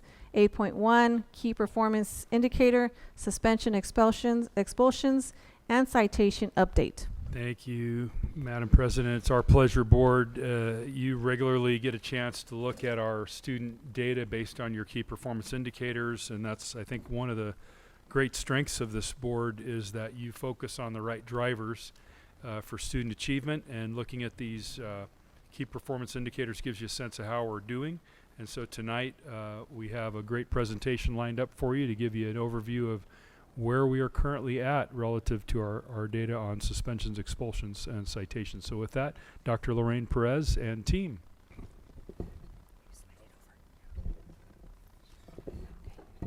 That's fine. Good evening, Board President Rosales Medina, Vice President Rogers, esteemed board members, and cabinet. On behalf of the team with me tonight, Chief Paulino and Dr. Bicandova, we appreciate this opportunity to provide an update related to expulsions, suspensions, and citations. The outcomes for this presentation are to share expulsion and citation data as well as preliminary suspension data. The suspension information is preliminary in that the official data will not be released by the state until December. We will also provide an update on the systems that are supporting improved behavioral outcomes for students. We'll start with an overview of information. We are pleased to share that expulsions have decreased from 67 to 38 during the 2018-2019 school year. This decrease is attributed to two things: connecting students to mental health services and the use of youth court as an alternative and other means of correction. Both of these approaches allow for getting to the root cause of the student's behavior and the opportunity to equip students with a more appropriate means to respond or cope with situations and circumstances. Taking a look at the second bullet, suspensions have increased from 2,789 to 2,910, which accounts for an increase of 121 suspensions. That takes our suspension rate from 5.1 to 5.4. This increase is directly attributed to higher instances of drug and tobacco use, as well as violations related to threats and fights. We will be sharing the approach to addressing the increase later in the presentation. Lastly, we are pleased to share that citations have continued to decrease from 211 to 158, which Chief Paulino will address in the final portion of tonight's presentation. The next several slides provide a visual representation of the three-year trend data for expulsions and suspensions. On slide 4, you see the 3-year trend data for expulsions. Between 2016 and 2019, we have seen a 61.5% decrease in expulsions, again, which is primarily attributed to collective efforts. This means that whenever reasonable and legally allowable, other means of correction are utilized prior to pursuing the expulsion route. For example, if a student is clearly in need of mental health services, our team works with Inland Behavioral Health in order to help the student access Tier 2 and Tier 3 services.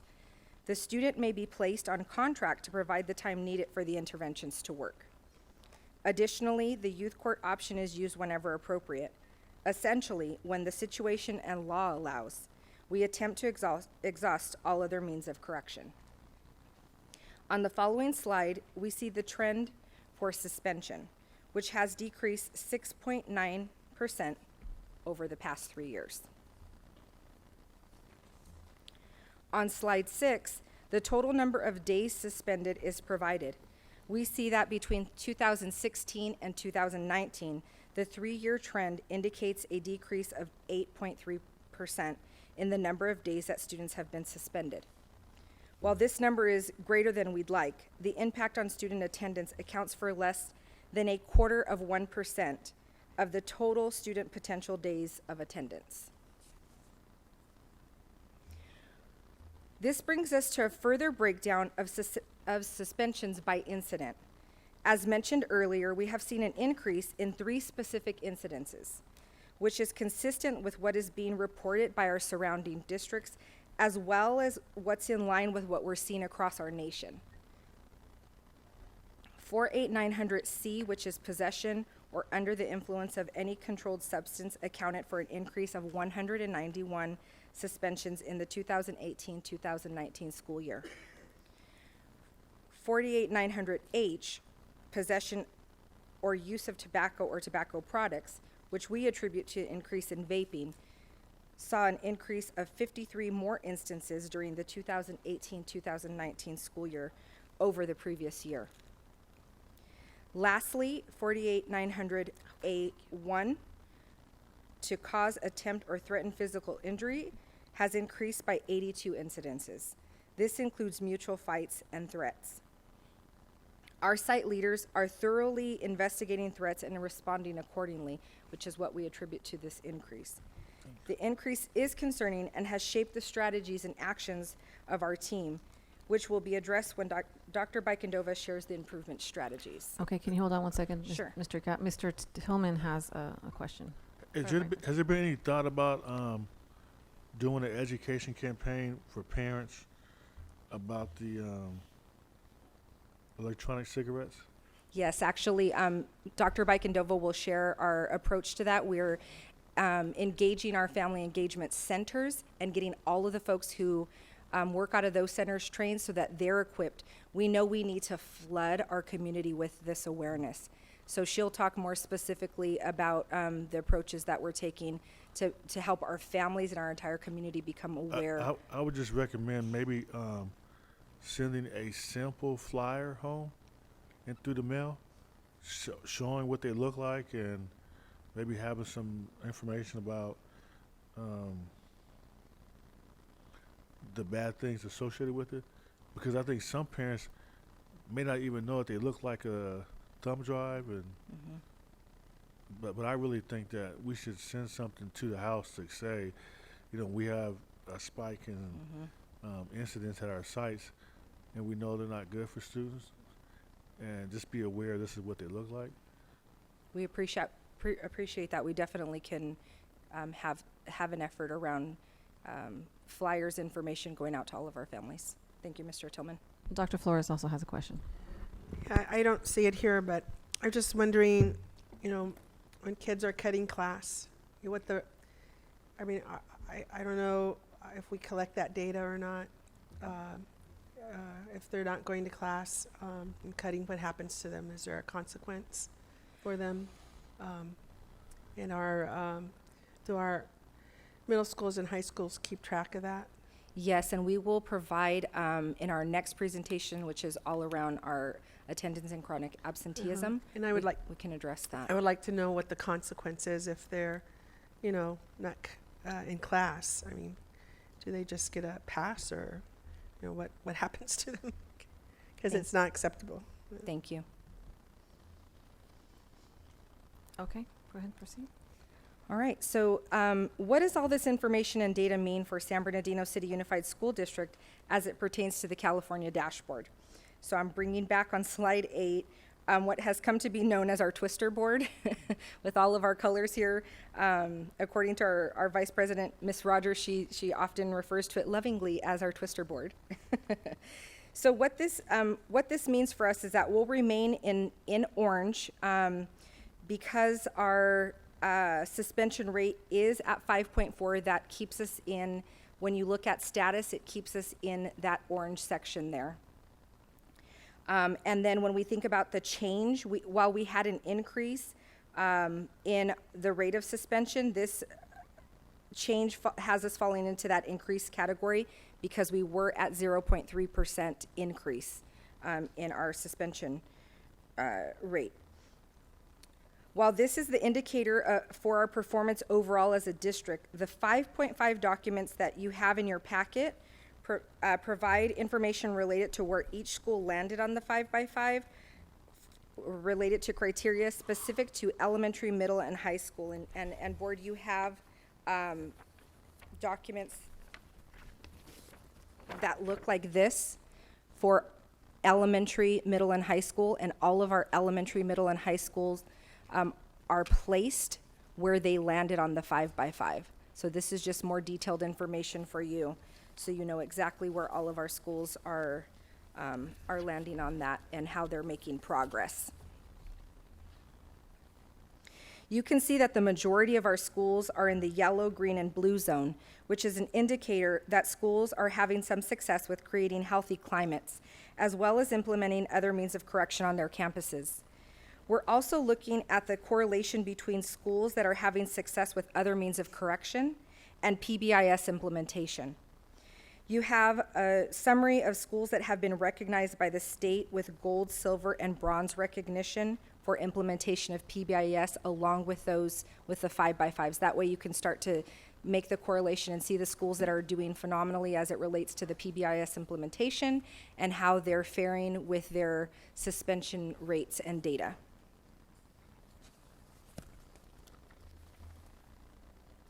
The next couple of slides will provide insight into how the district-wide increase has impacted the various student groups in our district.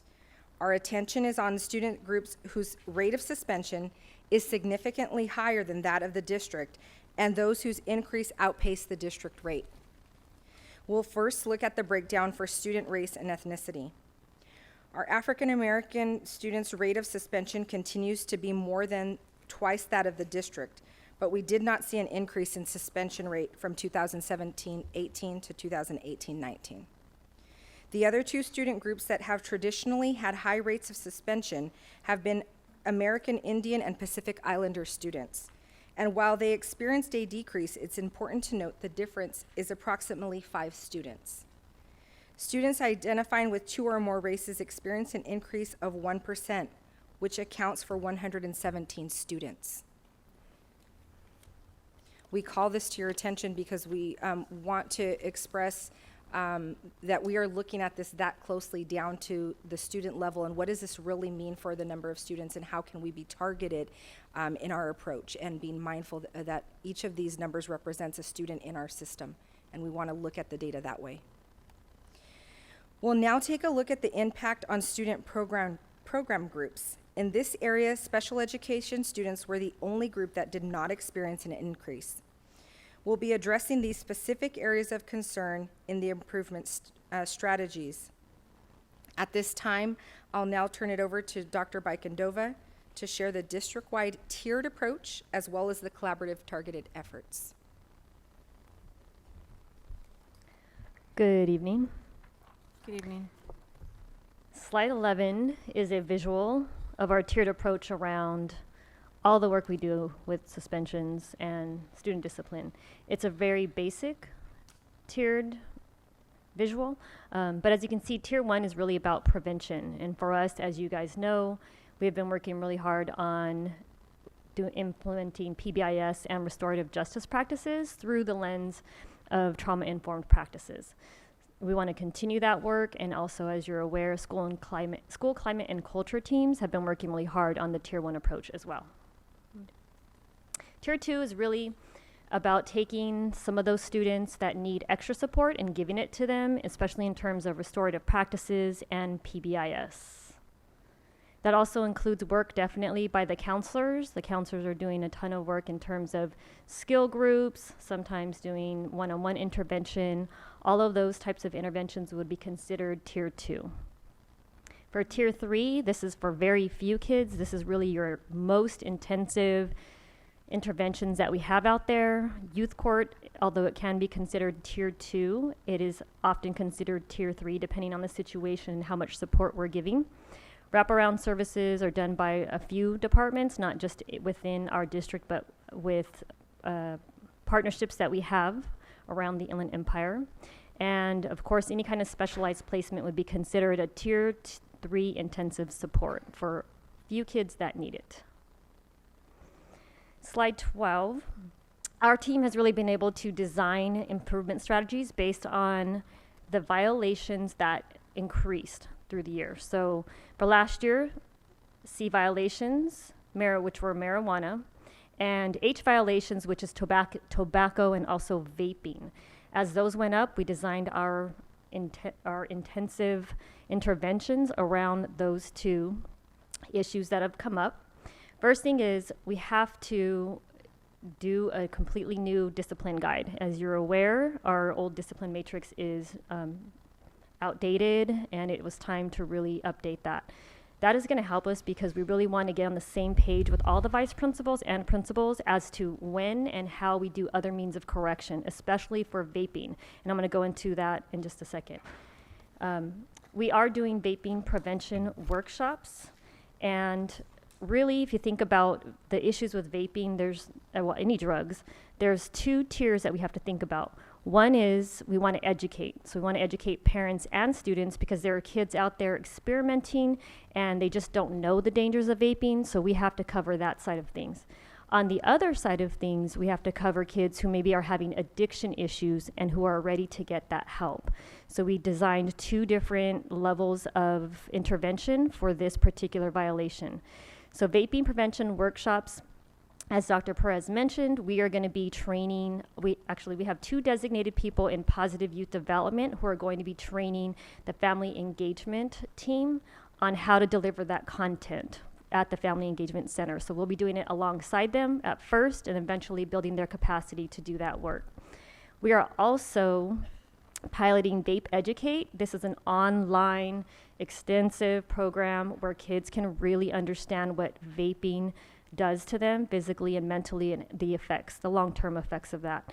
We are piloting that at sites, and that will be used as another means of correction for a lot of our students that are doing vaping violations on our campuses.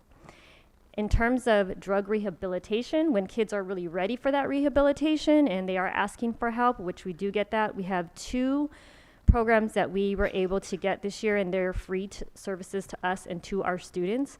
One of them is YASP, and that's Youth Alternative Solutions Program. That program comes from Loma Linda, the Department of Health, And we actually spoke with them and said, we can't send our kids to Loma Linda. What can you do for us? And they brought the class to us at Youth Services, which is awesome. It's been a huge resource. That is a very intensive educational program for kids, and it's much more intensive than the tier 1 stuff or tier 2 level, which would be Insight. So Insight are classes that kids get for drug usage, but YASP is a much higher program, and they're doing amazing work with us. It includes a drug testing at the end. It includes a trip to the coroner's office and also to Loma Linda to the emergency room to see cases of people that have been infected by drug usage. It's been pretty amazing to work with that group. And then finally, we have My Family Incorporated, which is actual drug rehabilitation supports, where they go into the home and work with the entire family. So it's a whole family approach. We're very lucky to have these two resources, and we contracted with them, I believe, last year. It's a free contract, but we began our partnership with them at the end of last year. So this year, we've been able to support a number of families asking for help with those two programs. Okay. First, in terms of our increase in A1 violations, there's a few things that we're doing for that. First of all is we are doing the work of other means of correction in terms of vice principal workshops. So when vice principals are coming, we're teaching them what it means, how to do it, when to apply it. And especially for A1 violations, we are working on that with the vice principals. Again, what will help in this area is the fact that we are updating our discipline matrix. So as that work rolls out, that will help this A1 violation decrease over time.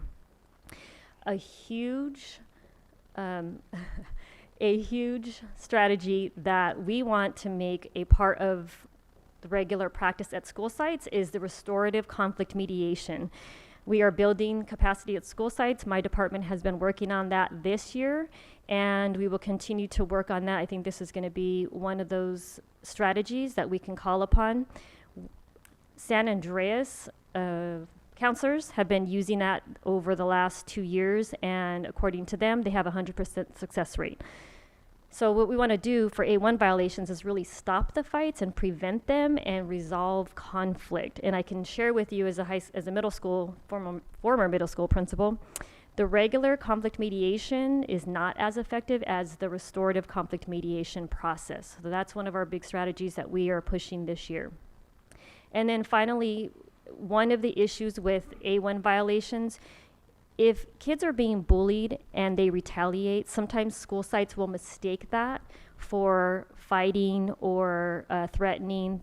And what we want to do is really, through our bullying intervention system, we're helping administrators and vice principals identify bullying correctly. We found 1 year later, after starting the bullying intervention system, that is one of the key issues. So sometimes principals and VPs won't recognize that a situation is actually bullying, and it comes down to the power difference, and it's really getting them to look at the situation and say, wait a minute, was this really a mutual fight where both people need to be suspended, or was this a bullying issue that we need to handle differently and use the bullying intervention system that we have created? So that has been an issue, and we are working on that through the bullying intervention system, through workshops, us working alongside the counselors.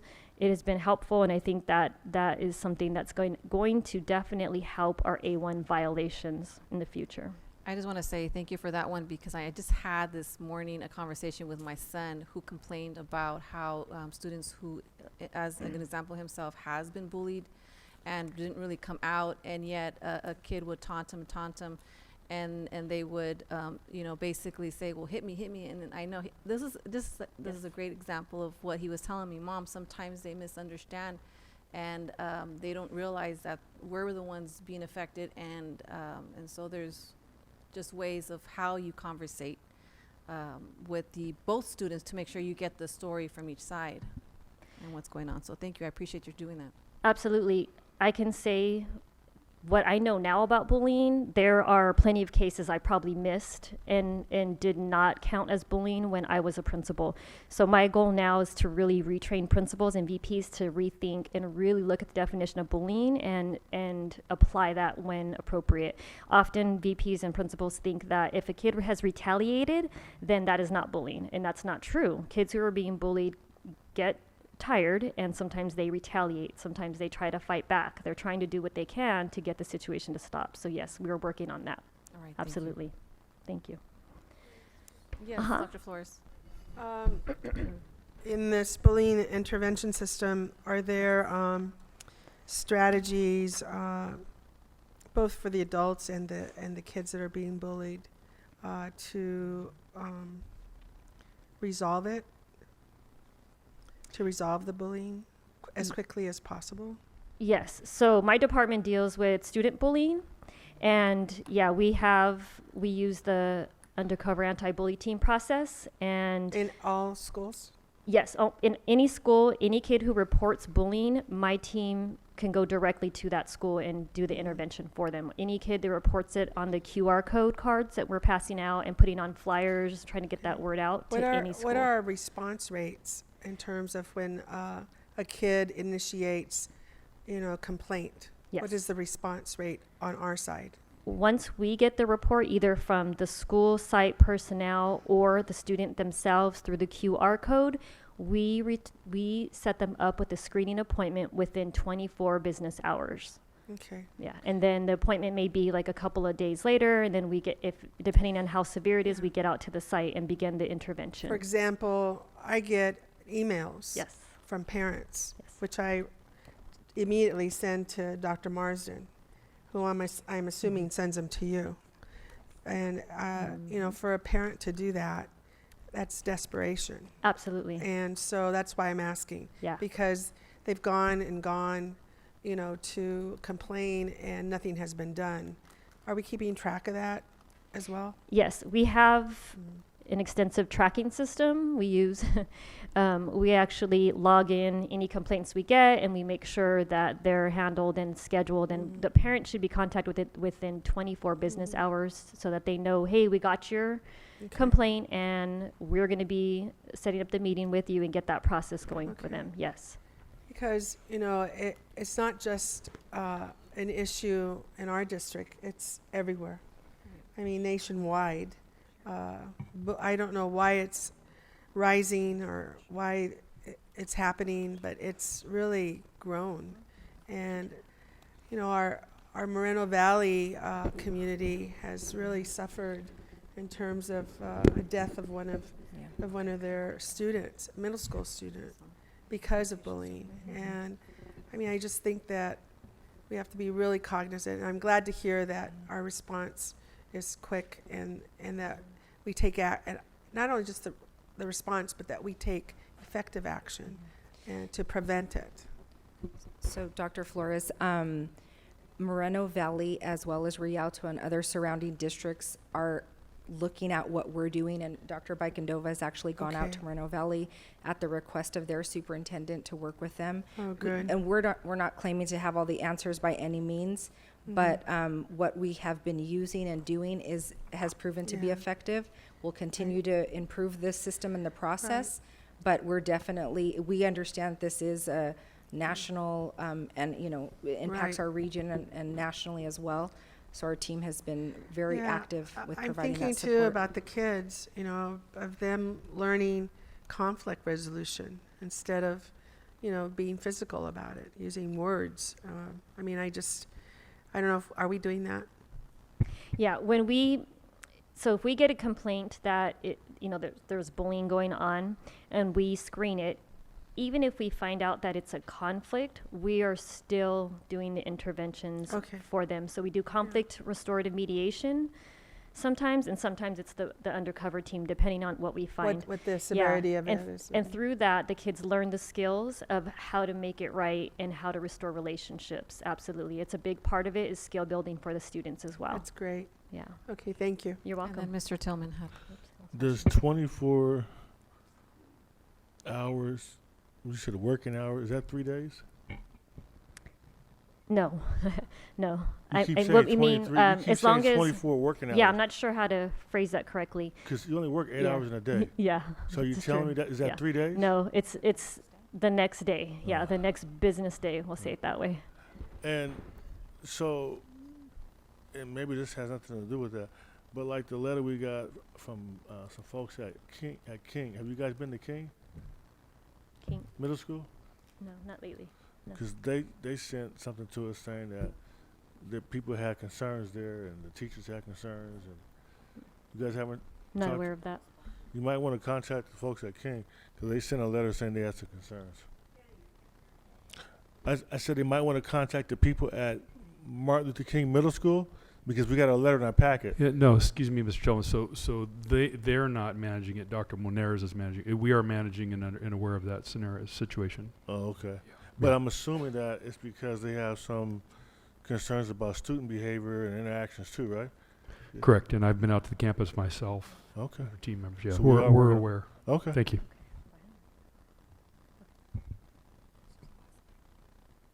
Okay, good. Okay, so although all the specific strategies that we just talked about will help different student groups, here are a few more of the targeted support strategies that are happening for our student groups in particular. So first, in partnership with Equity and Targeted Student Achievement, under the leadership of Dr. Will Greer, we are designing how we will support and build capacity of school sites who are struggling with African American student populations. So additionally, ETSA is conducting not only positive inquiry interviews, but also empathy interviews for those schools that need more support. So we're trying to not just say, okay, here's a strategy and it's good for all, we're gonna do this across the district. Instead, we're saying, what specifically does this school site and this population need? We're designing around their needs and where they're falling short. In partnership, the Opportunity Gap Specialists will also be helping out to carry out that work. So we have them as a force to be able to assist us with this work that we're doing with ETSA as well. In upcoming vice principal workshops, we're going to be doing student group analysis and planning, and this is especially important when we're having anybody who's doing really well with our student groups. They will be presenting and spotlighted their work so that we can spread any of those strategies across the district. So anything that's working well, we will be learning from any of those teams that get to present on those days. In particular, too, especially for homeless and foster, the Atlas department has created a daily suspension reporting system, and they are definitely working with their principals and vice principals in conjunction with them and providing sometimes wraparound supports, counseling, all kinds of supports for all of our foster and homeless students. And finally, we have wraparound tier 2 and 3 supports, not only with Atlas, but Inland Behavioral Health has become a huge partner for us. I have a contact now with Inland Behavioral Health, and when I have a student in my office that needs a higher level of support than just the regular counseling offered by Victor Community or any of our other local services, if I see that they need tier 2 or tier 3, I contact this person and they reassess the situation and determine if they can get them tier 2 or tier 3 support. So that has been incredibly helpful, and especially for our student groups. That has been incredibly helpful resource. And last, we just want to mention that our TSSP schools have a lot of efforts around suspension. I think you heard this in the last presentation, that student groups, especially African American student groups, are being targeted and closely monitored by all the TSSP schools at this time.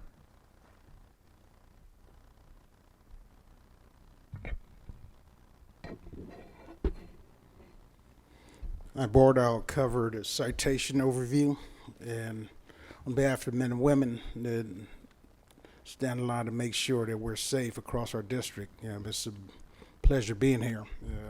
We continue to embrace the restorative policing practices across the board to make sure that we do our best to provide for the safety of our district.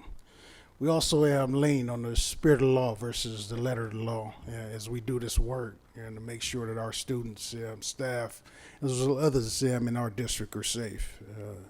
We continue to deliver on our commitment to safety across the board. And you'll find in our citation arrests 5-year summary, 85% reduction in citation and arrests over the last 5 years. We'll cover a summary of felonies as well as misdemeanors that we've addressed over the year. Felonies being the more serious offenses that we've had to address, and misdemeanor being the minor level offenses that we've had to address as well. So if you look at slide number 16, in 2014-15, we started off with 1,078 citations and arrests issued that year. And to fast track 2018-19, you'll see 158, which is an 85% reduction in citations and arrests over the last 5 years. And we're real proud of that.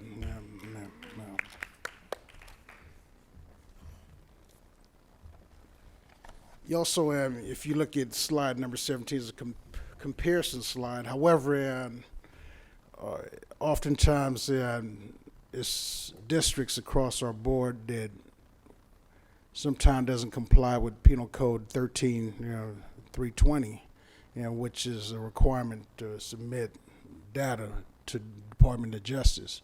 However, I'm here to say that we as an entity do supply that information to the Department of Justice, so I'm real proud of that. And you'll see a comparison with our neighboring district, Fontana, that was willing to share that information with us.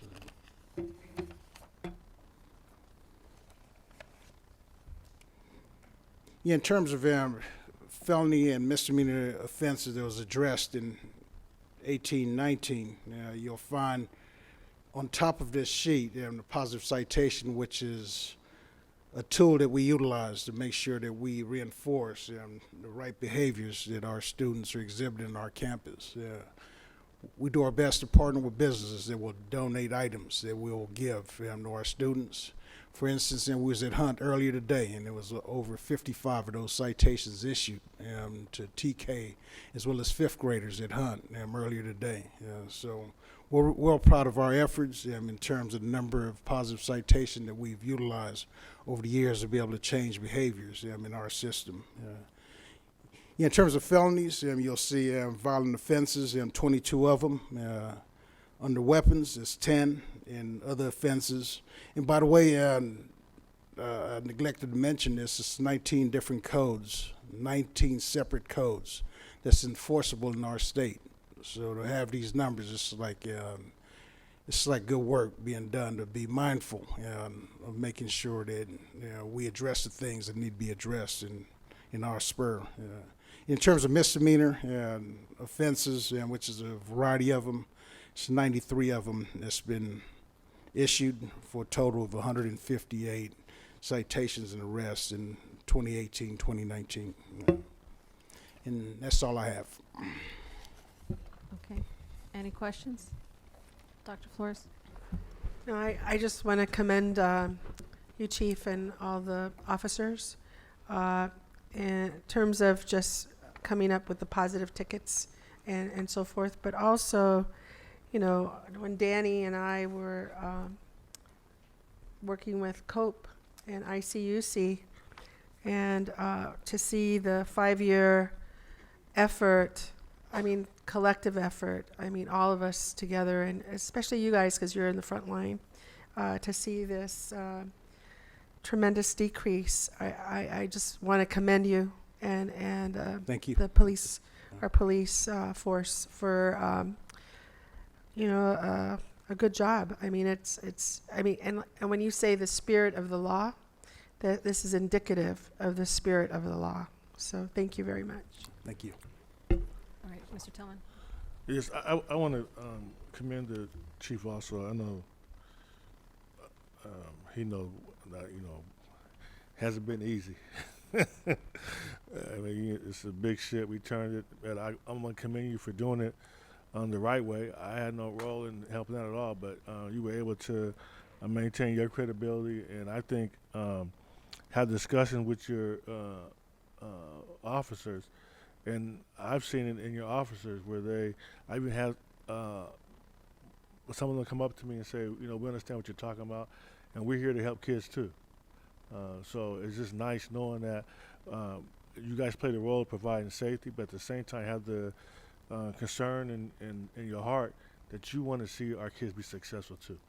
And I think what you've done is found a win-win, and you've been able to convince your staff that it's the way to go. And it's just good knowing that it's not something that's forced on someone, but you taking the time to build that bridge and understanding as to why we're making a change.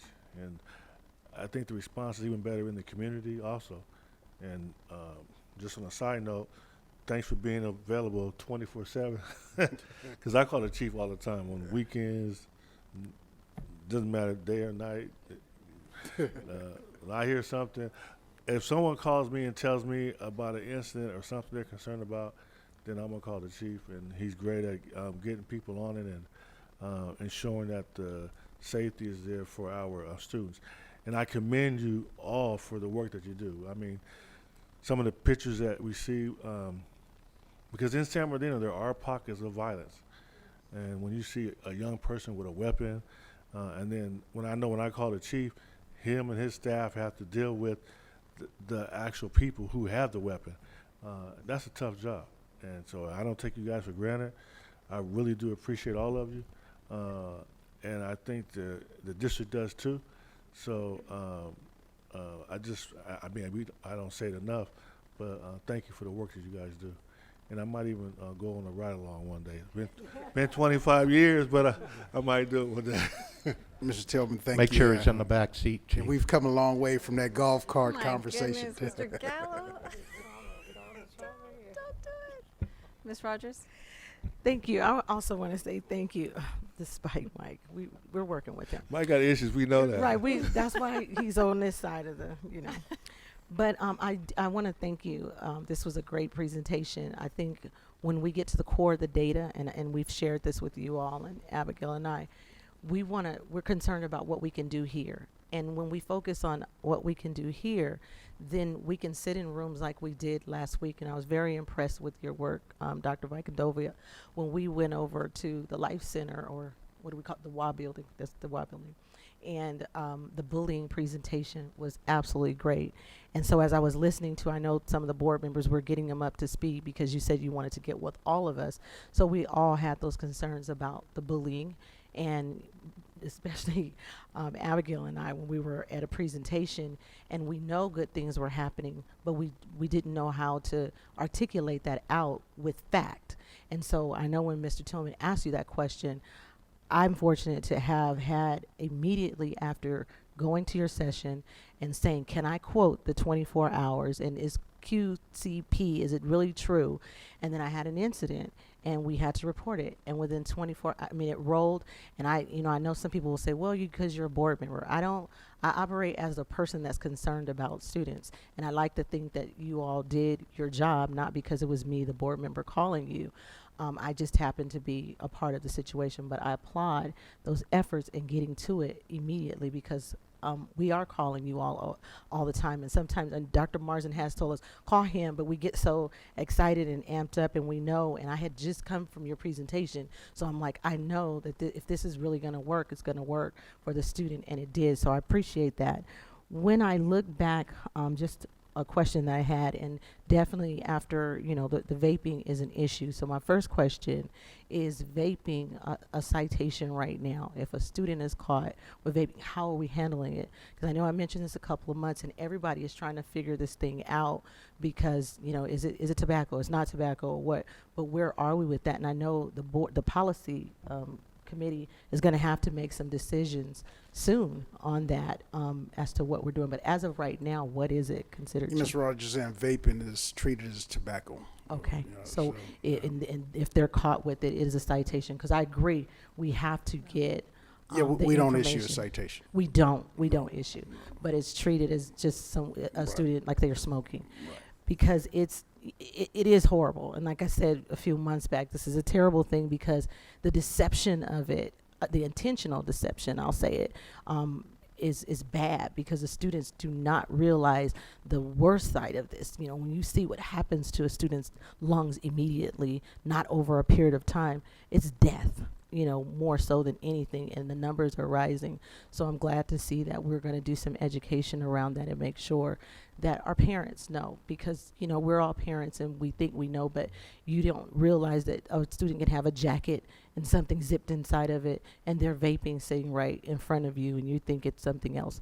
So I'm glad to see we're on that. And one question I had about the presentation, on page 9, I guess I'll say 9 and 10, I'm just wondering, is there any correlation with the African American student number, where it is right now? And I know you're working on it, but when we look at how high our special education and our foster youth, do we have, is there a lot of African American students that are foster youth and a lot of African Americans that are special ed? Thank you for the question, Ms. Rogers. That actually prompted us to start digging into that data as well. And we are, with our circumstances around getting the data and our whole technology system, that information will be coming shortly. Okay, and So that's good to know, because if we look at it as a whole, on one page we look at it as, you know, the race and ethnicity, and then on the other page we look over and say these are the categories. We know most of the students also are in the category of socioeconomic, but yet that number is a stabilized number. But then we look at special education and foster youth, and I wonder, are we suspending? Is that where the suspension is happening, and why? And that is the same exact thing that was revealed to us as we started looking at the data and, again, unpacking all of that, so that we can be very strategic in how we're targeting students and who we're targeting. Well, this is a great presentation. I appreciate it. I've already shared with Dr. Marsden that the bullying presentation was so good, and I shared it with you there, that I'm looking forward to the district honestly having a presentation on just bullying for everyone, where we can invite the community, we can publicize it and say this is going to be the conversation about bullying and the 24 hours and everything, not the technical side. People don't need to just know how many, and even though you have the data and we saw it, it was great tracking. But I think the community also deserves to know what you are and the team is doing, and in the district, because when we're out there, we get beat up with saying we're not doing anything and no one's responding. But if I say to you to call in 24 hours, you know, that's what you have to do if we want to resolve this. And a caveat to that is to also have you present, Chief, so people know what is an offense, you know, what's going to get you in trouble. We tout about the school to prison pipeline, but there are things that will get you there, regardless of our good intentions, if you go down that road. An ed code is an ed code. So, but thank you. I appreciate all of you. All right, great, thank you. And then Mr. Tillman, and it'll be right after Mr. Tillman, we have Mr. Wyatt, Dr. Wyatt, that wanted to have a few questions. Yes, and I just want to stress on the subject of vaping, because a lot of stuff you talked about were like at the parent engagement, family engagement, and Family Incorporated Alternative Solutions Program. For me, I see the whole vaping as a new tool and a new device, and I think we lose sight sometimes. Some parents aren't aware of it. That's why I say we should mail something to the house and say these things are not allowed at school. You'd be surprised of what kids try to convince their parents of. Parent may see it and say, "What is this?" And they might say, "Mom, it's no big deal. You know, this keeps us away from cigarettes." You know, so just saying simply, these are not allowed at school, I think is our first step. And I haven't seen that. I mean, I have kids in school, and I haven't got anything from the house telling me that kids aren't allowed to bring these devices to the site. And I think rather than just saying vaping devices, you have to show the pictures, because it's sad to see the way they created these things to make them look so benign, to make them actually look like thumb drives, and, you know, they don't look like a smoking device. So I think we need to help parents understand that these are things that don't really benefit your students. Thank you. All right, thank you. Dr. Wyatt? Thank you, Madam President, and thank you, team, for the presentation. I'll probably echo a lot of what my colleagues have said already. And Chief, you know, same thing as they've said. You know, one of the first subcommittees I worked on was the board policy subcommittee, and working on a citation policy. And when when you look, when I came on to where it is right now, and with the team here in Cope, I mean, numbers speak for themselves. Absolutely outstanding. And I'm wondering, is there any other districts out there that have similar policies as ours, or are we kind of standalone on that? Yeah, I believe our policy is the most stringent. Stringent. Yeah. Yeah. It's always good to share best practices with our colleagues. Oh, and, definitely. we make comparisons. It's always better to look better than them, but at the same time, we're all in this together. So, and I think one thing to definitely be proud of is the positive citations. That's a really just when you talk about collaboration, going in the right direction, and community policing. I mean, that's as good as it gets. So, as for the rest of our presentation, I think we'd be remiss if we didn't talk about the decrease in our expulsions. That is significant. I mean, it really is to go down 61.5% in expulsions is huge. So that means I know that we're doing other things, or other means of corrections, our restorative justice programs, everything that we talk about and we've seen as a board, and I've visited. Obviously, again, the proof is in the data. So great job there. As I move along, and to echo again kind of what some of my colleagues have said, I know a big concern of ours in the county level, when we look at our countywide vision and some of the task force and committees I work with, and the chief is on them, some of them with me, is vaping. And we know that is a huge issue. It's still relatively, I think, unknown to us as adults. And then we talk about juuling, which is another form of vaping. And matter of fact, I'm doing a lot of research on it right now, so I can present on it down the road. So I'd love to be part of the teams that we have when we start working with our community on this anti-vaping campaign, because vaping comes in different forms, as we know as well, because it can incorporate oil, honey butter, whatever you want to call it, wax, which is much more severe than just vaping whatever it is, liquids. I don't even know what they are, but when they start utilizing some of the other content that they can vape with it, it goes to a whole different level. So it can be much more severe than just a citation. Well, not a citation, I guess a suspension, because we don't even address it as a citation. So I think that's huge. Let me see. One other concern I had, and I'm very sensitive to this group. I see a lot of positive data on what we're doing with our suspensions and our expulsions, but one group that seems to stand out a lot to me is our foster youth. And what are we going to do to address our foster youth? They always seem to be one of our most underserved populations. Same with myself. So I always want to work on, as a team, how can we, again, work with our foster youth students and try to minimize the suspensions there and address the underlying issues that we know is what's often the core of the behavior. One, just their home life and their transiency. So I'd like to see, or if we do have a plan, what that plan is. I didn't see it in here. I'm sure it's one of our tiers, but just how we work with our foster youth students. And I think we're going definitely in the right direction with all, if not most of our subgroups. So that was just the one that stood out. I'd like to see what I am seeing on our students with disabilities, how that's under 10% now, which is very nice. So great job there too. And that's my comments. Thank you. All right, great. And then Dr. Hill, did you have any questions or comments? Dr. Flores she already has. I just wanted to commend you all for the work that you do. I am very proud of you. It's really, to be exemplary. We weren't, and we stepped up to the plate, and I'm still figuring things out for the betterment of our kids, and that's why we're here. And for our families, and just want to commend you all for all the hard work. Our police force, you guys are out there, in danger. I know that you're 24 hours, so that's very difficult. But you keep us safe, and but also you shifted. You did a paradigm shift in terms of doing positive tickets. Who does that? That's like real innovative and very positive, and and you see the results from it. So that's great. So I just want to commend you all. Thank you. I recommend you all the time. All right, Dr. Hill. Thank you, Madam President. I want to thank you for the great presentation. And as Ms. Rogers said, Dr. Wyatt And I know it on that particular day, got a chance to see you in action, you and your team, and commend you. And ever since then, everything I hear, I always try to question, is it bullying or is it teasing?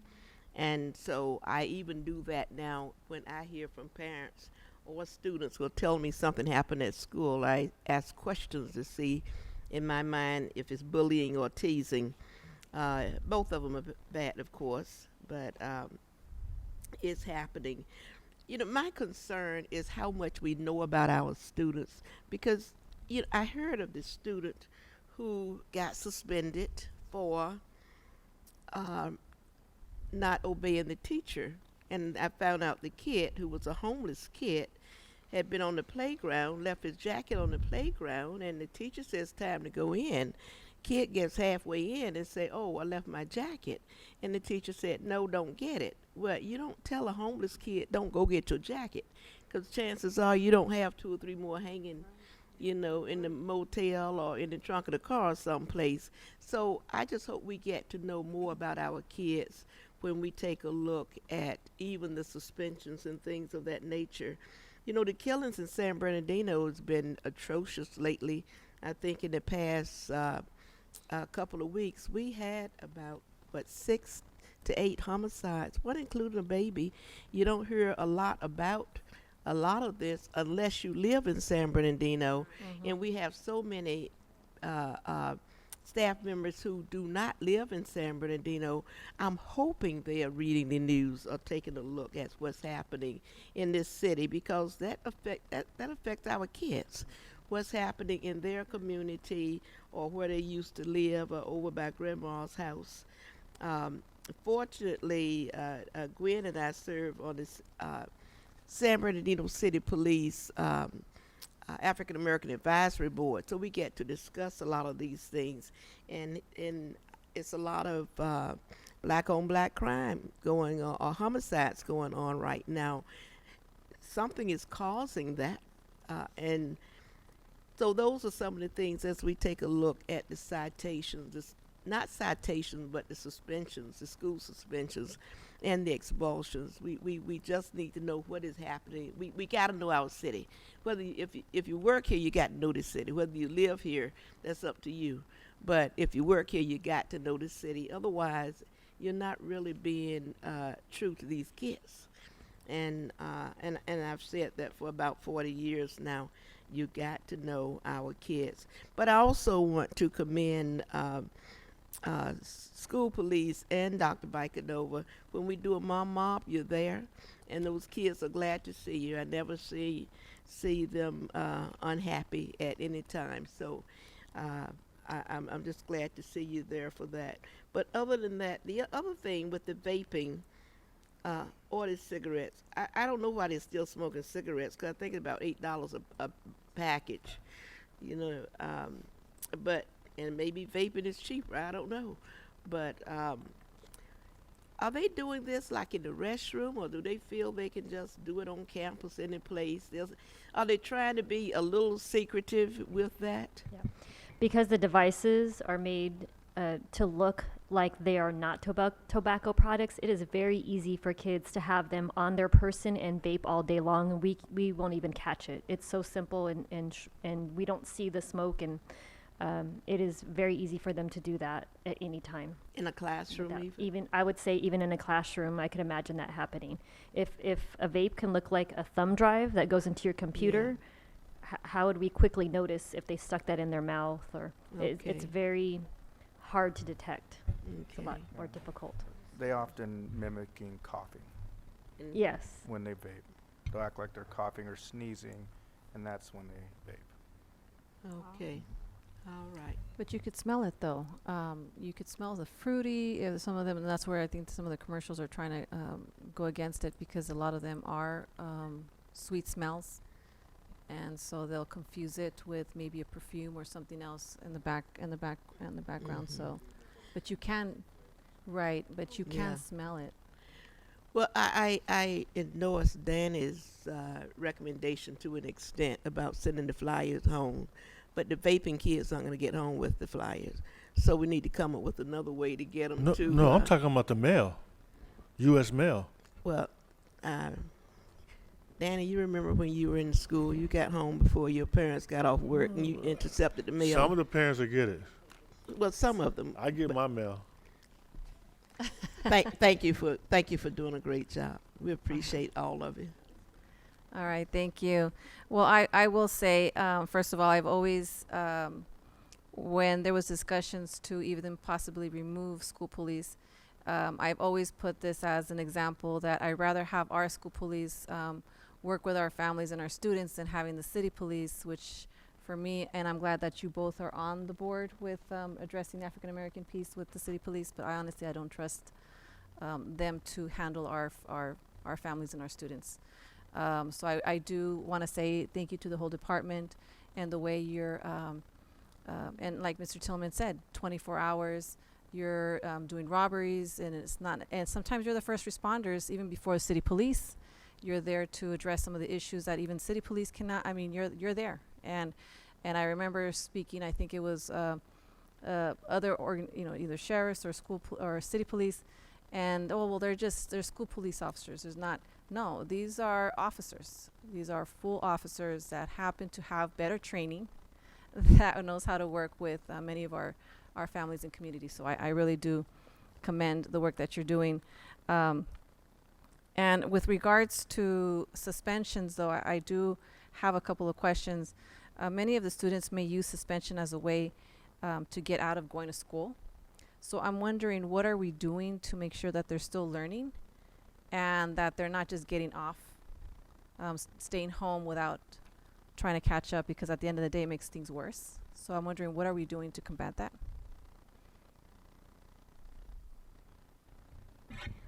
So speaking in terms of makeup work, what are we doing? Not necessarily just, when they're suspended, they go home.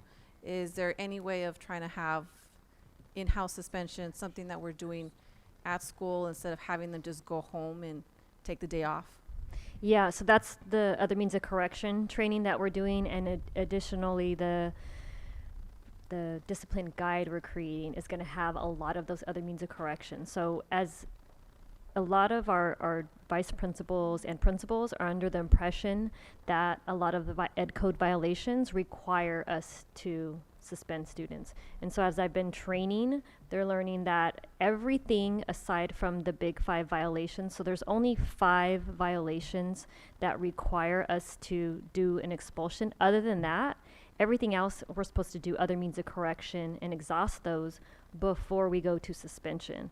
So this training has been happening starting the beginning of this year with our VP workshops, and then our discipline guide is going to have all that information in there. So as we roll that out, it'll get stronger in terms of our response will be more consistent in terms of using other means of correction before we head over to suspension. Okay, great. Thank you. Thank you for sharing that. And then also with what Dr. Hill was mentioning, our students are suffering from trauma. I'm glad to see that you're working in an area to, I think it was on page 11, trauma-informed practices and cultural proficiencies. But I'm wondering, what are we doing across the board and at the classroom level? I know we've spoken during the agenda review with what we're trying to do with certain therapy sessions that maybe counselors are able to help with, and in techniques for students to kind of de-escalate their own anger, and also with personal traumas, little triggers here and there that they can have, hopefully kind of disconnect through some type of counseling that's for all students to try to learn techniques. I'm wondering, are we doing that currently right now, or we're just training teachers or counselors so that we are prepared for that in the future? Yes, we are doing that. That work is within the Swiss department. They are piloting trauma-informed practices with a number of schools. I can't speak too much about the details, but I do know that counselors, teachers, principals are all learning how to respond to students using a trauma-informed lens.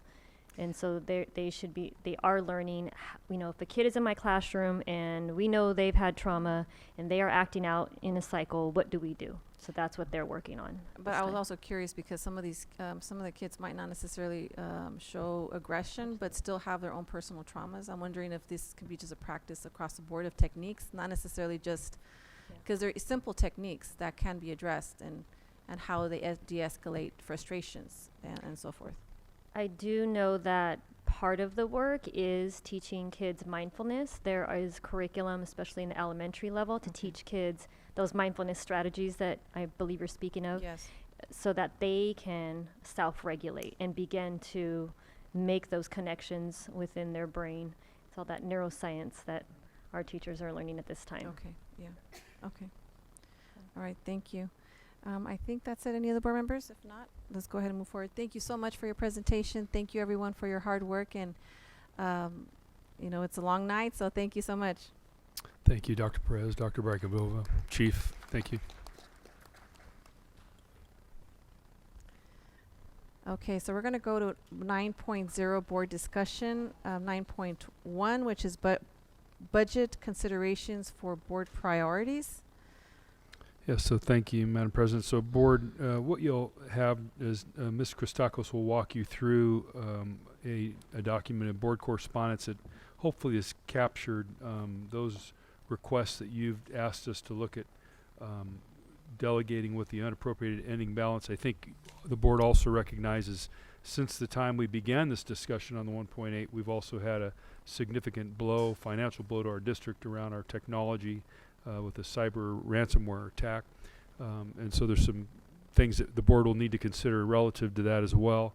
But with that, I'd like Janie to go ahead and walk the board through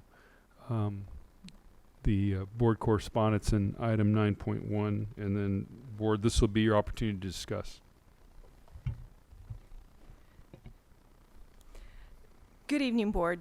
So as Dr. Marsden said, there was 1.8 million that was available as of that wasn't appropriated.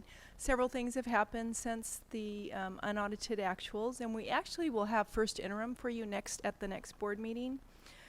A few things have come up. The Late Start Initiative, which will start in about 2 years, could be quite costly depending on how we structure our busing. As you're aware, we're going to need to invest some money in the ransomware.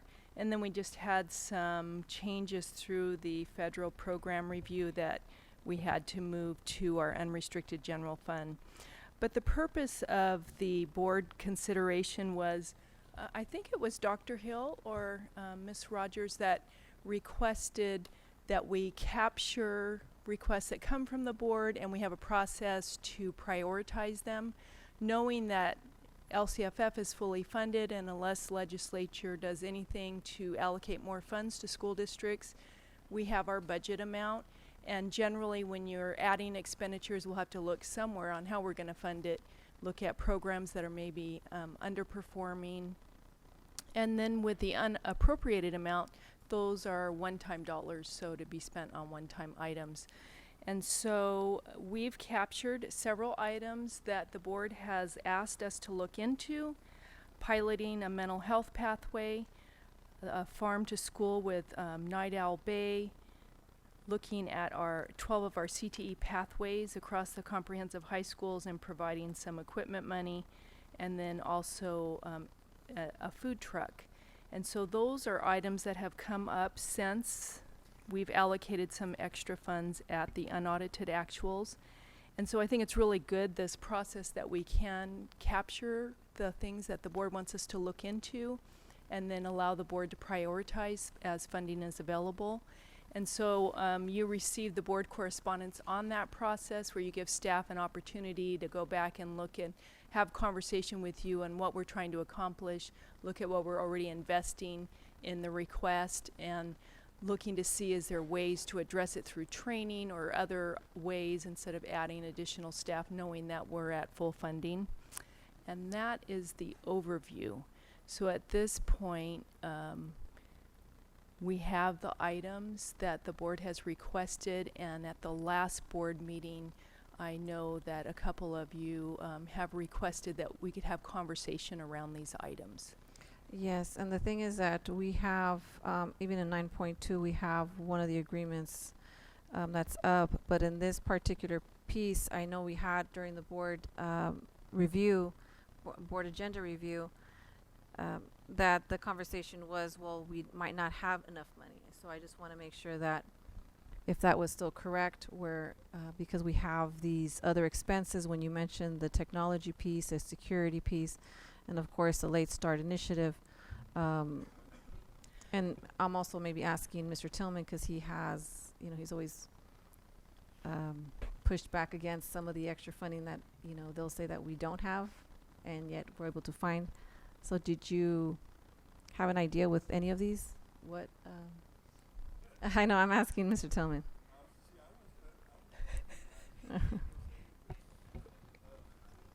You're going to eventually say They're something, Mr. bullying Tillman. me.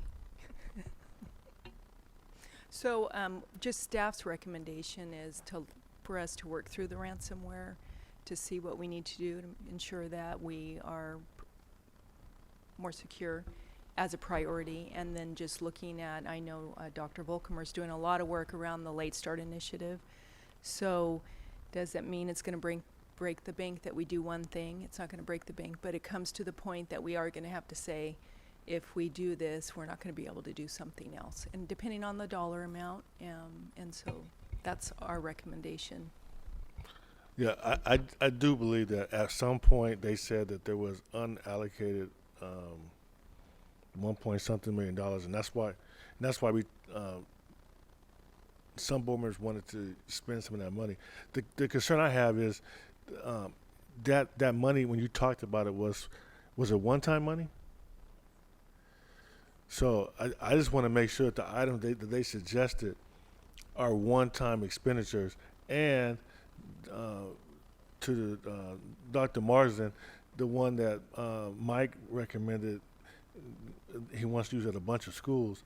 Is it possible to make sure that those administrators are going to find a way to incorporate it and be able to use it in the sites? Because the last thing I would hate to see us do is spend the money, but if you don't have buy-in from your sites and you haven't made it a priority, then it's going to be hard to see all that. Yeah, my understanding is there's been some research with the various sites, and there's some that have indicated a desire to do that, to work with this, and so it wouldn't be a top-down; it'd be a opt-in kind of adventure. And then there's that is number. The understanding. Is that number similar to the number that he's throwing out? Yes. Okay. I don't have the other one in front of me. I know they said Dr. Flores gave one, but I don't have any paperwork showing what her proposal was. Go ahead, Dr. Flores. Dr. Flores. We have career pathways that are not funded, and so the staff working together proposed that there's 12 of them throughout our high schools that are not funded. So $40,000 one-time money for each career pathway to, buy equipment or buy. So just what one they time. need. One time, yeah, one time, to boost them. And as we, move through our legislature to get them to, institutionalize the funding, we could at least provide that support for them because they don't have that support. So I think it would be very prudent to do that. I also like Gwen's because the mental health pathway is very important. Our kids are in trauma, and we do need to support their mental welfare, families and kids. So, and that's a career pathway. Yeah. That's what I'm understanding. But the same thing there. Is it a one-time cost or is it an ongoing cost? No, hers is ongoing. But I would like to. They would be building it outside. So again, when we made the recommendations, and I applaud you, Dr. Flores, but I don't know how much. I'm not the one to try to set the dollar amount, but I think some work has been done around it, and I would even suggest that, and have suggested, we might even have some pathways that are not fully working or would not be able to go to the capacity that we want, that we could reevaluate. But it certainly was looking at that to see what would get it started, and then however it is infused later on. Now I think you all came up with some kind of working dollar, which came to be $350,000, I think. But at the time, no, I didn't know. But It's I very think you've preliminary. done some work. Yeah, Dr. Perez is working on it, so it's preliminary one to get an estimate on the document. And you're right, it's how do we look at what's not maybe working the way we intended, so we can redirect those dollars to support Like, it. for example, the domestic violence, I can't remember her name. What was her name, Mike, that came? Carla. I mean, we should be supporting that. I mean, that's very important in terms of addressing those issues of domestic violence with our kids. So would that be a one-time, or would that be something that's ongoing? Well, I mean, that could be part of that. Yeah. Okay. And then Dr. Hill, you had a question or comment? I do. You know, there aren't any requests that we can call bad requests, but are the ones we talking about a part of the top 10? Because if it's not part of the top 10, we shouldn't even be talking about it. Not right now, especially with not knowing what we're gonna need to fix the computer system. But if it's not in the top 10, fellow board members, I applaud you for thinking and being creative, but I just don't think this is the time or place to discuss it. If it's not a part of the top 10, and if we're gonna, you know, jump all over the place when something looks good, and I'm not saying they don't look good. All I'm saying is we gotta practice what we preach. And if we have a top 10, let's follow the top 10. When something comes off, you can stick it on there. But right now we have another priority with our computer system. And I would say at this point, that's my only recommendation. That should supersede anything in the top 10. But other than that, I recommend that we table the other items that you want us to take a look at tonight until we see if we have any funds to do it. Thank you. Thank you. Dr. Flores? Well, I hear you, Dr. Hill. However, I do know that we squirreled away some money, 22 million, 21, 22 million. And we do have that in reserve. And if you see the CPE strategy, it is to improve access to career pathways, and that is in our strategic plan to do that. And so, to me, the top 10 items are different than what our strategic plan calls for. So that's my perspective. So maybe I'm sorry. No, go ahead. So maybe with our SB 328, which is 15 million, can we just take that off the top and not have to worry about it? Thank you. Okay, Mr. Gallo. Yeah, the top 10 was really not a budget priority top 10. It was really top 10 issues that we decided we wanted to work on. For instance, we had replication of Richardson, the school, Richardson School, into, it was eliminating waiting lists. All of those have dollar implications, but it wasn't, what drew the attention to this $1.8 million issue was carryover funds from last year that was available to however the board wished to prioritize. And, $1.8 million wouldn't cover, hardly any of the top 10. Well, I don't even know if it would capture any of the top 10, to be honest. So this was, I agree with Dr. Flores. It's was a completely different issue than the top 10, which was not top 10 budget items to make expenditures on, but top 10 issues that we wanted to deal with. Okay. Thank you for sharing that. So then we have two ideas. One is not to table this and to look at other priorities, and the other one is to use this as the remaining $1.8 million so we can actually look at what we're going to allocate it towards. And we do have 9.2 that would be one of those agreements. Ms. Medina? So yes. So right now, the amount that Mr. Gallo was looking at spending was how much money? 150,000, and the money that Dr. Flores asked for was for how much money? 480. That's in here. I mean, what was the total amount though? 480. Yeah, and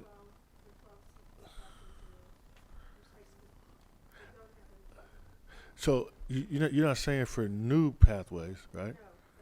The current pathways, and are all the pathways in need of that kind of money? Yes, they have no funding. Dr. Marsden? Yeah, so Dr. Flores made an initial request, and then Dr. Mitchell's team was able to assess our current standing, and so the current recommendation you have in front of you is based on that input from staff. And so this would bring, I'll let Dr. Mitchell speak to it. Dr. Mitchell, you want to just give the elevator version of what we've come to? Thank you, Dr. Marsden. So one thing I want to clarify is that there are no pathways that have no funding for this reason only because we pay for the teachers, obviously, we pay for the supplies. Yeah, I mean, for operational. So what probably would be better to say is that they don't have dedicated funds for operations. Yeah. Dedicated supplemental funds. Right. So what we have here is a list of each pathway that does not have these supplemental funds and what they might need to purchase with those funds. And so it's very specific to each pathway and would provide some funding for them over the next 2 years to cover costs that may not be covered now. Oh, so you already did the planning for it? Yes. Okay. How about Mr. Gallo's proposal? Have you done any in-depth look to make sure everybody wants to plant the seeds? We have some. We've done some analysis of Mr. Gallo's plan, and just a couple current concerns come to mind, just for the board's consideration.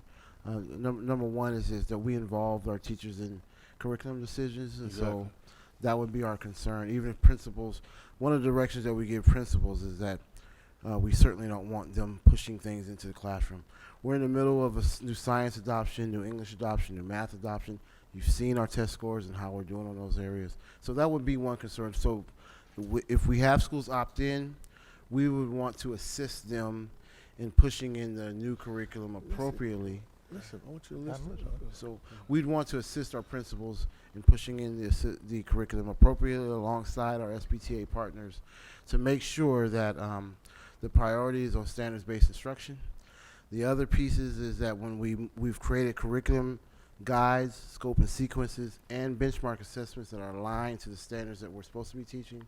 So any kinds of adjustments to the curriculum that teachers are supposed to be teaching would throw that off a little bit. It's not impossible, certainly doable, but we'd want to be mindful of the scope and sequences that we've given the teachers that are aligned to our benchmarks so we can monitor the progress of students toward meeting the standards. As you know, a couple months ago, we presented our performance on CAS. The board expressed some concerns about the performance of our students, particularly across our sub-student groups. We have a new science adoption that we're pushing in. So teachers are learning a lot. Teachers are, what they're teaching has changed in terms of curriculum materials, textbooks. The board has expressed that you want to know progress towards standards prior to CASP. So all of our benchmark assessments are based upon the scope and sequences that we've given the teachers, but certainly it's certainly doable. My point is that we want to go slow. So if schools are opting in, we'd want our curriculum folks to come in alongside the SPTA to be clear about the curricular impact to the instructional day. As you've heard from teachers in the past, the instructional day seems to be getting shorter and shorter given the number of items that teachers have to teach now. So those would just be considerations. So with that, I'll make a motion to approve the career pathway one and the one for Mr. Gallo, with the caveat that we make sure that it's done in a systematic way where it doesn't disrupt. Yeah, and we're happy to facilitate that process. You okay with that, Mike? Sure. So he may not end up expending all the money because you might not have that many schools that opt in, right?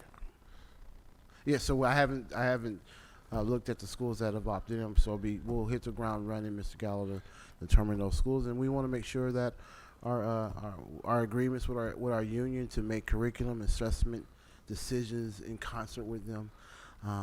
We don't just kind of push in and make. And the good thing decisions for is, teachers. it's still a lot less than the total amount of money. So, Ms. Christakis Right. got a little something. Okay. And then I know Ms. Rogers has a question as my well. turn? Well, now. I'll second that motion just so you can. Thank you. Well, I'm going to discuss your motions because I'm going to ask us how we went from all that was on there. You were including what Dr. Flores said, and then you were discussing what Mike said, right? Did you hear? Did they get a chance to explain to you about the mental health pathway? No, because they didn't. Dr. Perez was going to share a part of it. I would but like you a were, friendly but you were amendment saying, but to you were add saying the too, mental health. Well, they're Oh, all you thought pathways. the mental They- health was the pathway too? They're all Oh. pathways Yeah. under what they've categorized Right. them as pathways. But the first thing I do want to clear, what you were saying, Dr. Mitchell, is that I don't think the board wants to push upon anybody that don't want to or don't have time. I don't think what you were saying is that these things are good, and which Yes. is what we want you all Yes. to recognize, Yes. that we're not duplicating something. I mean, and I hope you could be honest with us or Absolutely. somehow tell us, when something just doesn't seem a little like it's doable at all. Absolutely. Because we're very creative. No, up this here, is I certainly a think. doable project, a Right. worthwhile project. But what I had mentioned to Mike was, so out of 23, because I thought it was just one thing, but I realized that it was 25, he said. 25. So out of 25 schools, then some of those may be TSSP schools that need to be focusing on something different. And I think you all would be able to determine, did you say no? no, maybe. Oh, yeah, okay. they might be. So I'm saying, and if, correct me if Or I'm wrong. might- or- So in some cases, we don't want to disrupt further when it comes to whatever needs to be done, right? Yes. And so that I definitely want to be clear.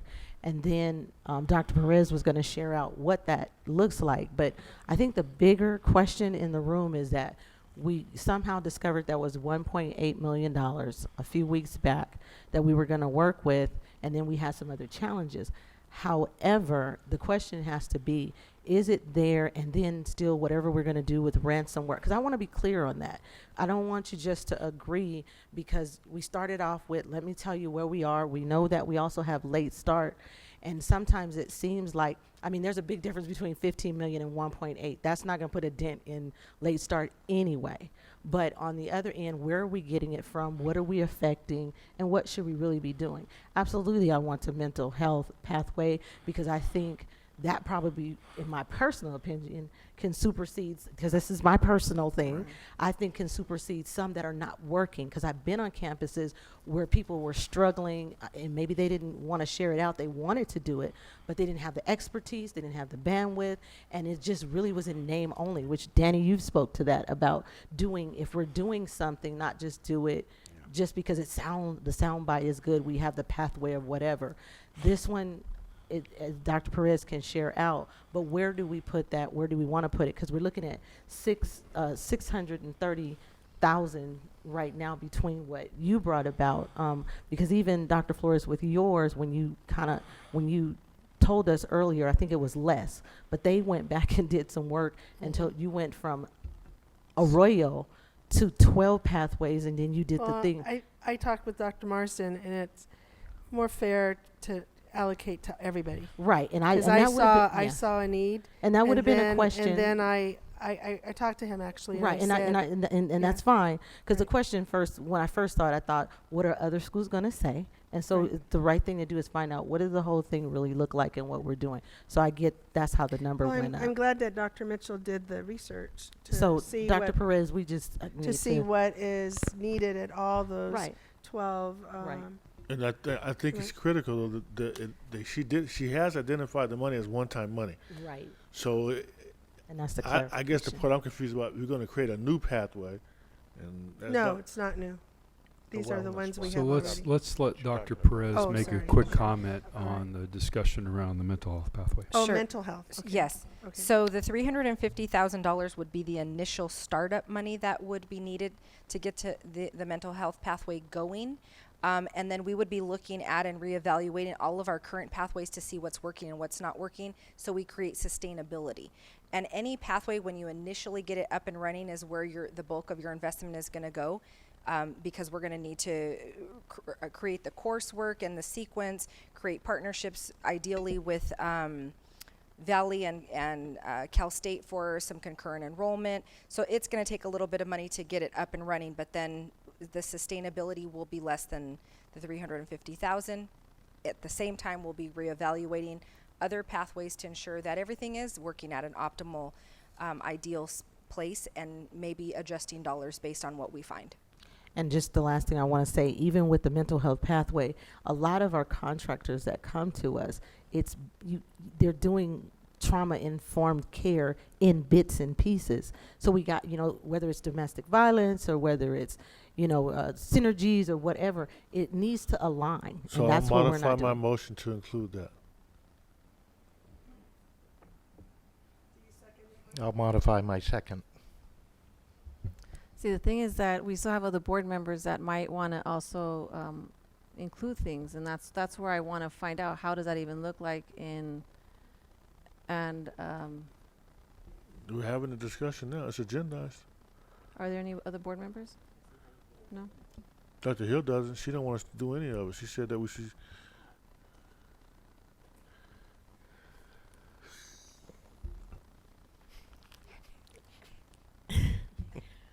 Mr. Tillman and other board members, I preface my comment with recommendations for what we do with our school. Suggestions are good. It's not a matter of good. It's a matter of financing. And we have our top 10, and I know Mr. Gallo said money is not involved with it. I didn't say wasn't involved. I didn't say wasn't involved. That wasn't the driver. It's not a top 10 financial expenditures. Well, it's the same Mr. Gallo was saying. There's I want cost 10 to pairs everything. of shoes. You got to pay for Right, them. No there's one's going cost to give them to you. everything. Right. There's cost to everything. But the Okay. top 10 was not by a cost allocation curve. Well, SB It was an 328 element- is a part it of the was an top element of 10, it. and there's a cost Yeah. slapped on this paper for that of Right. a few million. That's 2 years from now, though. All right. Okay, we'll wait 2 years and Yeah, start right. working on I it. Thank you. So I've been patiently trying to see how I can maneuver this one. So mine's is not on here, and that is it kind of goes along with the mental health portion, but this is actually more training for the counselors to deal with trauma. And this is more, I think this is what we look for all students, and I mentioned to you the ravening therapy. I want all our counselors to go through extensive training, specifically dealing with trauma, so that they can work with all students, regardless if maybe they might have small. Dr. Mitchell has plenty of training money. That pertains to that one. Yeah. Madam Dr. President, I Yes. call for the vote.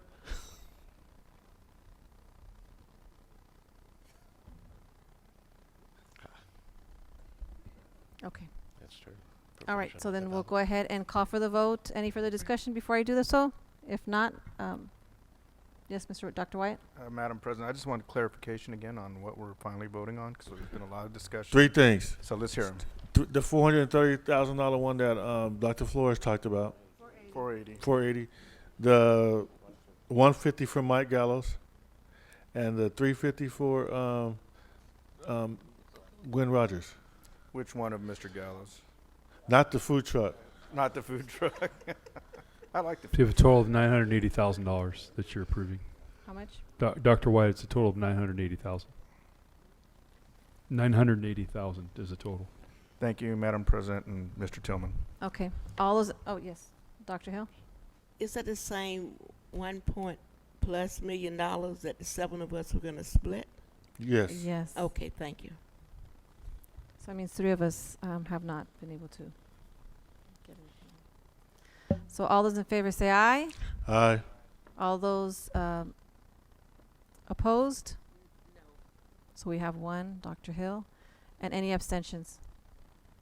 Okay, motion carried. 6 to 1.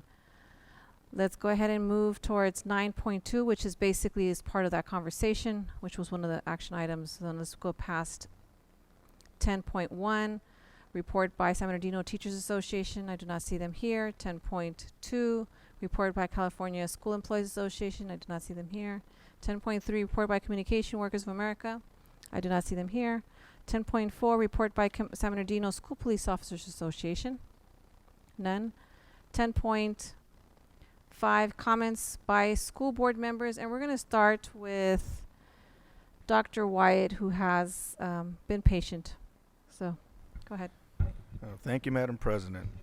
Not much left actually to discuss, and I apologize for not saying it when Dr. Perez and Dr. Vicandova and their team was here, but after looking at the report, they do have a plan actually for our foster youth service students, and that's our ATLAS plan, our Access to Learning for All Students. So I would just want to continue to monitor that and see how we're doing in regards to progress on meeting the needs of those kids. And just to echo what some of our board members have already said, I really did enjoy and learn a lot from the bullying workshop that we attended last week that was hosted by Dr. Vicandova and her team. What was really nice to see as well, though, was many of our local districts who were in attendance. They actually had 2 sessions because it was so popular that the morning session was a full house, and we got lucky to be able to go to the second session. They made some room for us and some of our board members. So just a collaboration again between our districts and being a leader in addressing bullying and what's happening in our schools, because I don't think our community and the public really knows exactly what we're doing out there. So, we want to rest assured to them and let them know that we have some incredible programs that are happening out there and quite effective. Will bullying, we'll be able to take care of it 100%? Probably never. But we definitely are doing a heck of a job on addressing it, and we need to know where it is. And, we have to know the difference between, as I think Dr. Hill said, between teasing and bullying and what's repetitive and pervasive. Those are areas that kind of distinguish the difference between bullying and maybe horseplay. So, but I learned a lot at their training, and matter of fact, it's something I want to send a number of my staff and administrators to, and I recommend folks that are out there listening to be able, if they have room and space, for us to go, because it's an outstanding presentation. I can only imagine the rest of the training that our staff and administrators are receiving. So, Dr. Perez, good job to you and your team. Thank you. Dr. Flores? Well, I have an announcement to make, and I know you already know this, but on October 20th, Dr. Diaz, Steven Diaz, and I were married in Madera, California. Woo-hoo. So just want to let the public know, right? And both our families were there and friends, and my 96-year-old mother got to go. That's why we had it there. And it was beautiful. We had a great time. It was a very traditional Mexican wedding. I'll bring pictures later. But it was really, I thought it was magical and very sacred space. We had the Cuarteto de Oaxaca de Bellas Artes come, and the lead tenor sing, and of course mariachis, right? And we had a traditional Mexican meal, chicken mole and rice and beans and chile verde, and of course tortillas. Yes. So it was really beautiful. And my cousins did everything. My cousin's a baker, she baked the cake. My other cousin is a decorator, event planner. She did that. Another cousin's sons did were the DJs. So you had the it was a family madrinas affair. padrinos Anyway, it was great. So I wanted to thank you all for all your congratulations as well.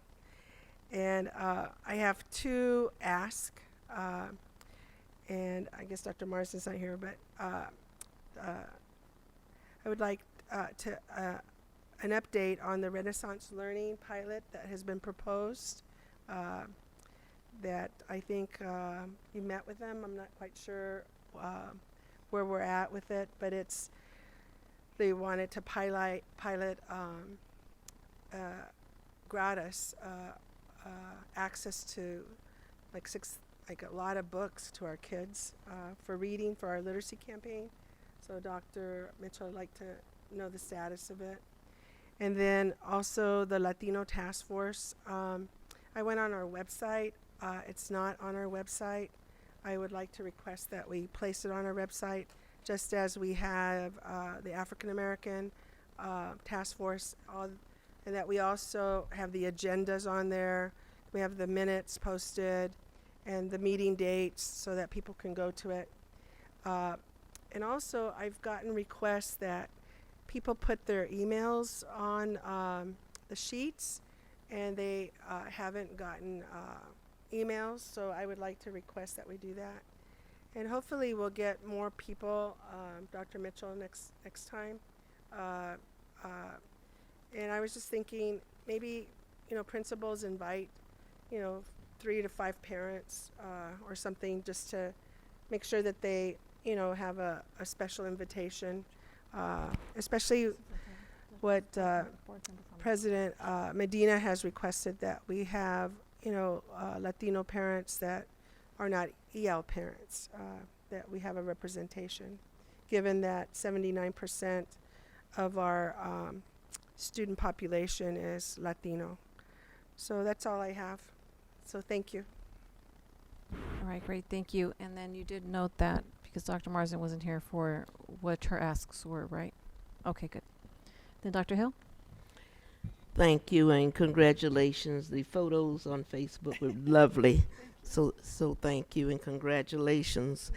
My words will be few, and hopefully I don't hurt anybody's feelings, but I'm concerned when we change the rules in the middle of the game, and I think we did that tonight. And personally, I like fair play. I like being open and fair, transparent, and I'm not feeling that right now.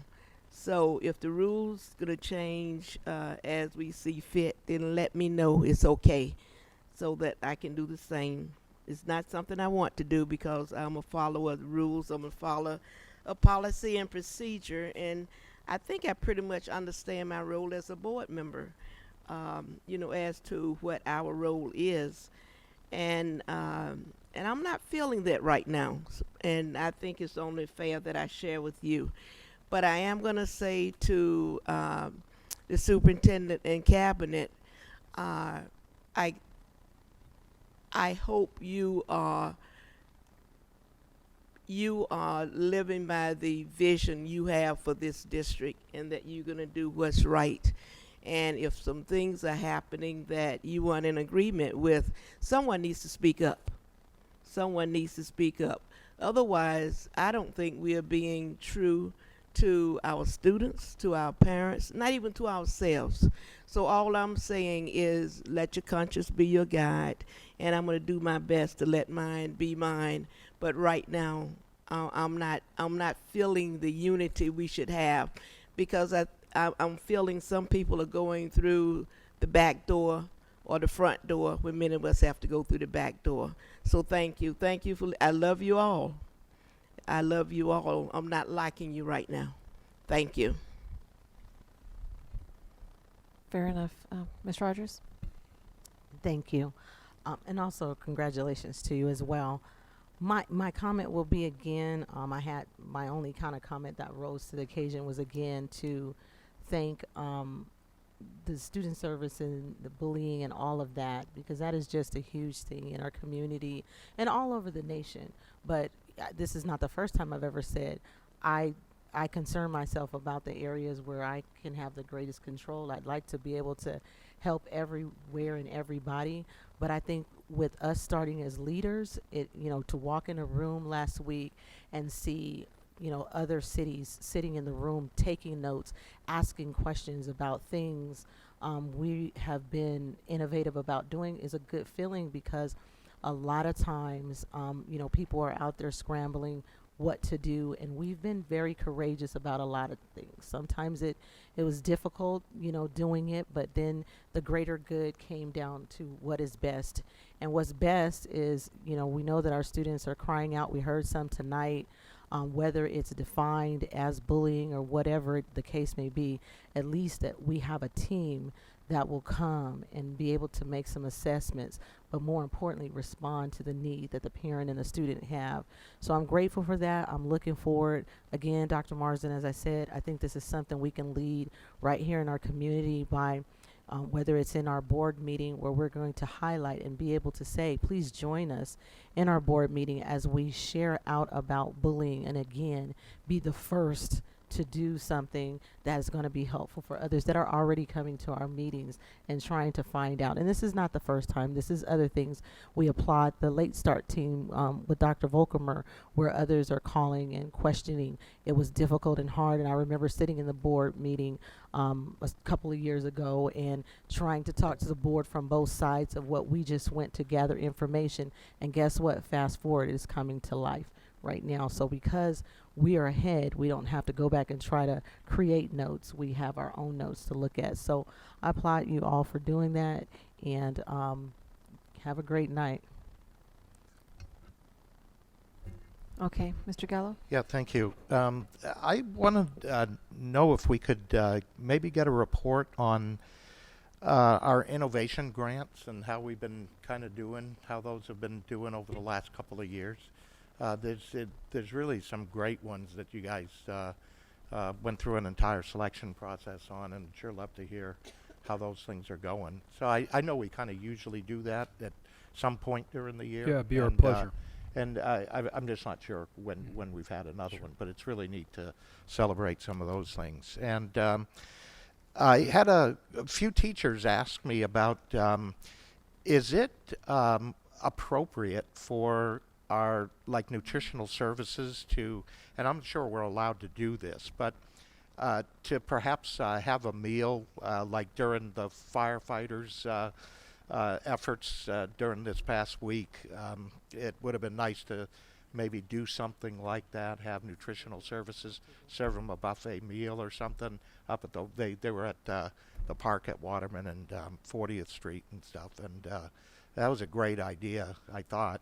But I'm not sure. Yeah, I know who pays for it. Is it district? Are we allowed to do that or not? Could it be maybe we lead it and get some church donations and other kinds of things that does it? So I'm not sure if that's like a gift of, public funds and stuff to do that. But yeah, it might be just something to ask. I said I'd ask about it, and that'll be great. So yeah, that's all I have. Thanks. Thank you. Mr. Tillman? I don't have anything. Thank you. Okay. I do. I do have,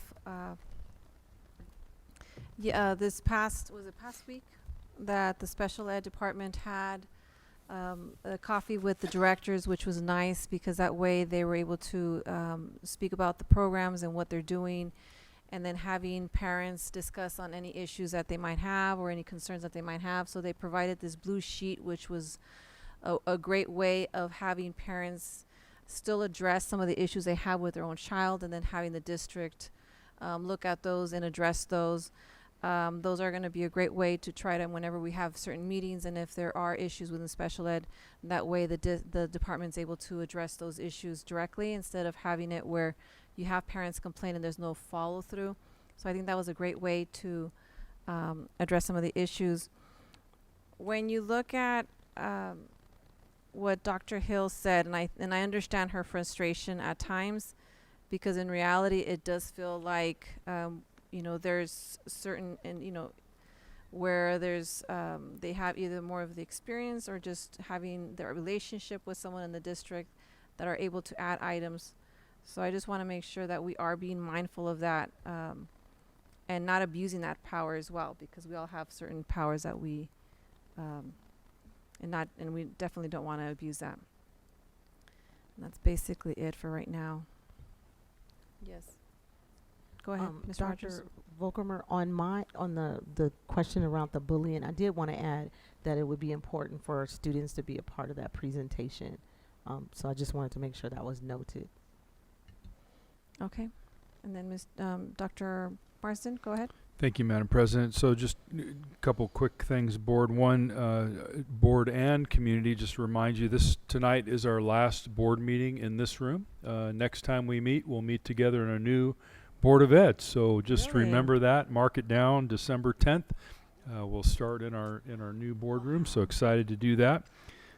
So keep that, please note that, and we'll remind you as well. And then Board, please mark your calendars if you haven't already. November 13th plans to be a pretty big day as our 8th annual community gathering for excellence. We'll have Susie Levine, former U.S. Ambassador to Switzerland, who crafted the governor's agenda, helped to craft the governor's agenda on apprenticeships, be speaking to the entire community, and she'll be speaking on the topic of apprenticeships and success in the U.S. and what that might look like.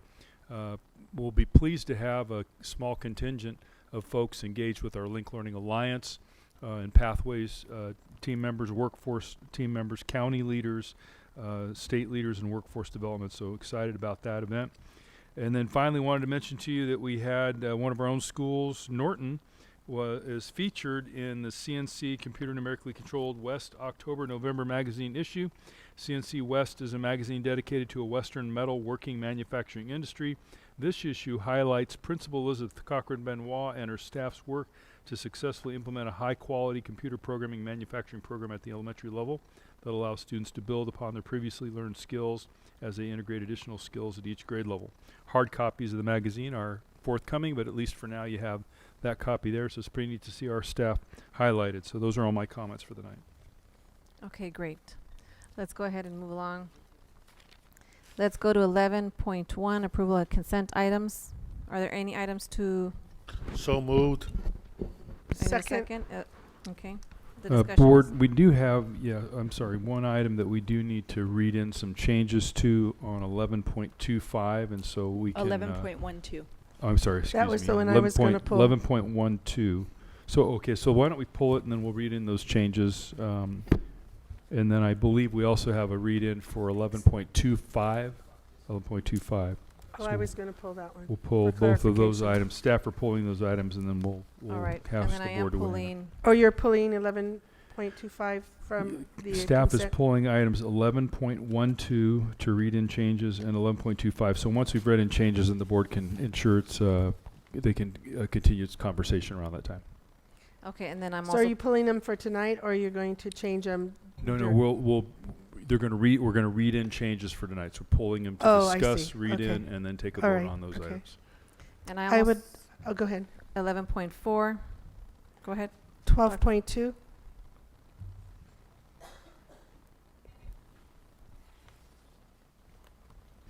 .2 is an action items. Oh, is it? I'm sorry. Yes, that's okay. Sorry. That's all right. Any other items? Hearing none, let's go ahead and call for the vote. All's in favor say aye.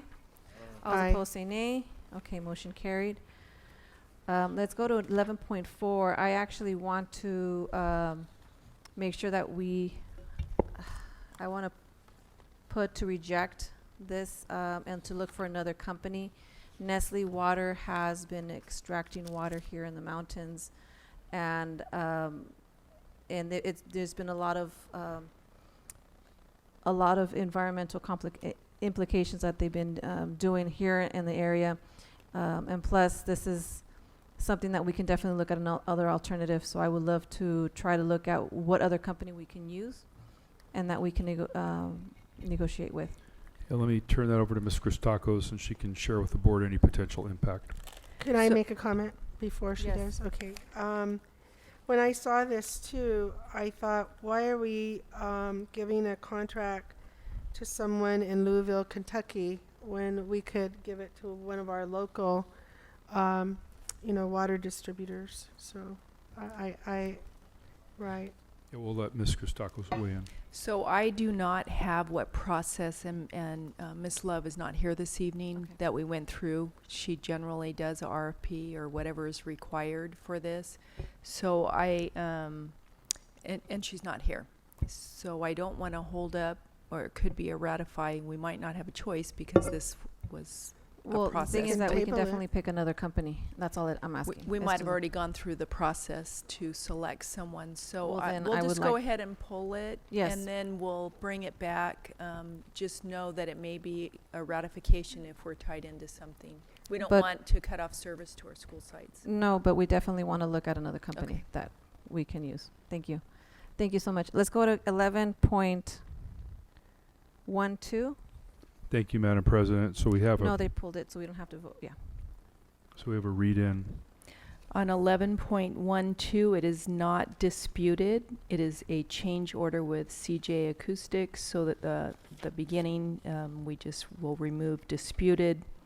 Under public content, after be it resolved that the Board of Education approve, we'll remove disputed. It will say change orders, and we'll eliminate the last whereas. This was according to County Council. Okay, and this is, and I didn't read the language, disputed change order with CG Acoustics, Inc. and RIS Electrical Contractors, Inc. regarding the Board of Education Building Remodel Plumbing Bid Packages numbers 06 and number 10. Correct. Okay, so then, can I have a motion? Before we do that, I'd like to clarify what last whereas, Ms. Christakis. At the Board bottom of- where it says, whereas a dispute has arisen over the methodology of completing the additional work Oh, and that one. processing, that will Okay. be removed. Or So stricken. moved. Second. Any discussion? Hearing none, let's go ahead and call for the vote. All's in favor say aye. Aye. All's opposed say nay. Okay, motion carried. 11.24. 25. Is it 24 or 25? 25. And Dr. 25, Mitchell okay. will Yes. read in those changes. Yes, Board. We've made some significant changes to this contract. The contract will, the changes we need read in will reflect that this contract will be administered over a 3-year period with a not to exceed amount of $180,000, which comes out to $60,000 per year. Similar services that are described. When we originally requested the contract, we told the contractor to consider all of our schools. We've thought that was a bit aggressive, and so we're going to roll out a batch of schools a year. Okay. So I have, Yes. so Dr. Mitchell, so how many schools are they going to work We're with? going to start with 9 a year, and we're starting with our schools with the highest attendance of African American students and our lowest performance. And he will be doing, Dr. Howard, who's a renowned educator out of UCLA, published author on particularly on the issue of culturally responsive teaching. He'll provide site-based PD for those schools in the pilot. He will then also provide site visits where they'll observe classrooms and give technical assistance and coaching to teachers and administrators. He'll also do a couple parent workshops. And then this is also a continuation of our work with the Lindsays over the past 3 years, where he will continue the foundation that they laid and get a little bit more in from moving from cultural. I'm really glad that he's going to focus on culturally responsive pedagogy, Yes. because I do know his work. He's an expert, and I would really like to see that in our ethnic studies. I mean, as he's going to do it in our elementary schools, right? Yes, across the K-12. We're first targeting our highest enrollment, lowest performance among African American students in our schools. We wanted to go start with fewer schools to have a greater impact. And so, as you know, the Lindsays talked about more of a mindset. Right. Dr. Howard's coming in talking about teaching practices. Right, that's really good, because our kids do need to see themselves in the pedagogy, and they need to see themselves in the literature and all the aspects, you know, in terms, I'm assuming that's what he's going to be doing. Absolutely. Right, okay, thanks. Thank you. Those were my questions earlier. So moved. I have a question. I have a question. Ms. Rogers? I just needed clarity on what did you say we're adjusting to this? He's going to do this work for 3 years? Yeah, so originally, so Dr. Howard was insisted upon, and we agreed with him. He did not want to be kind of a fly-by-night professional development. He wanted to be embedded in our district, similar to what we're doing with Dr. Reeves, where we do multi-year program contracts so that we get the full commitment. So I'm going to ask that we need to create some kind of protocol policy in place as to when we do that and when we not, because there's other people that, you know, can come and say, and nothing about his work. This is totally separate. This Absolutely, I is get it. board making board decisions long term, so that we don't run back and forth with this. But Are you telling me the Lindsays were a reoccurring contract for 3 years, or did we reevaluate them every? We Not initi- reevaluate them. Did they resubmit for their work each We year? we initially started with a 2-year contract, and we extended it by 1 year, and then Right. based upon feedback and So, work. and I think that's what's been our normal practice outside, because hopefully everybody that's coming to do work they all say they're doing good work. Got it. I get concerned when we just automatic, and this is not picking on one person, it's just the actual practice. We're not the Department of Behavioral Health where they do RFPs and then it's reoccurring. And there's a reason why they do that, because there's some specific outcomes that are set that they do come in and do some extensive work. But what I'm trying to say is this the direction we're going. We got to be consistent. When is it this magnitude of versus a smaller person coming in with a 25 or a 10,000 or whatever. So our intent here is we do this with speakers of greater magnitude, to be real honest with you. Right. Dr. Reeves, we're not going to just always be able to schedule year after year. Dr. Howard is not going to be one. And I hear what you're saying. Yes. I want something put in place. I We understand. have to do something, because the next person will stand up in here and be able to explain to us why they are the same thing. And I hear what you're saying. So this is our recommendation. That's- Right. And that- so that this may is be your the diff- that may recommendation. be But the I'm just difference, too. saying, board, we just need to make sure that we're going to be consistent, because that's exactly, we're right back at Dr. Hill, and this is the times when we get frustrated with, we do one thing because it's really good and we're all on board, and I think he does absolutely great work. I wouldn't recommend or wouldn't be speaking to someone I didn't think they did great work, and hopefully you guys wouldn't bring us a person that's not going to do good work. What I'm talking about is the long term, putting something in place that says you're good for the next 3 years. I just disagree with that. Can I clarify just one last clarification too? So each year he'll be evaluated, and certainly public contracts can be broken next month for that matter. So I want to assure you of that. All public contracts by school districts can be broken at any time. But certainly with him, a person who's hard to schedule, what we want to be able to utilize is our summers when our schools are out, and to continue that work. So And I don't doubt that. Yeah. What I'm saying is I feel more comfortable when we are making that decision. Oh, I see. Because I can't tell another person, oh, well, just because your great work is smaller, in capacity. I can't explain it as a board member. I understand. Because if you're coming before us and you all are agreeing that your 10,000 or your $1 million work is good, it should be good. For period. I see. The second question is what we have in place, the protocol as to how we determine your next good, because we should be always evaluating, period. But evaluating with it, we can break any of the contracts, because we've been through this conversation. We know we can do that. What I'm just saying is just when we are saying that this is going to be this item, it's earmarked.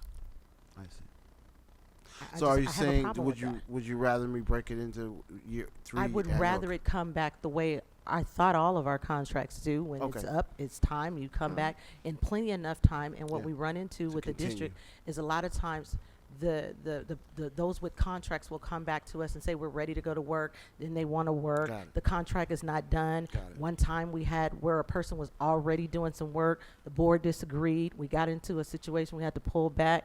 We just have to put something in place So when we're going to maybe do something I like think that. if I hear Ms. Rogers correctly, what you're actually looking for is a protocol that helps us in To our do multi-year. decision making, specifically around contracts, and that I think we can do. So Absolutely. we'll Absolutely. take that as a task for cabinet to develop a protocol that'll help us with this. Yeah.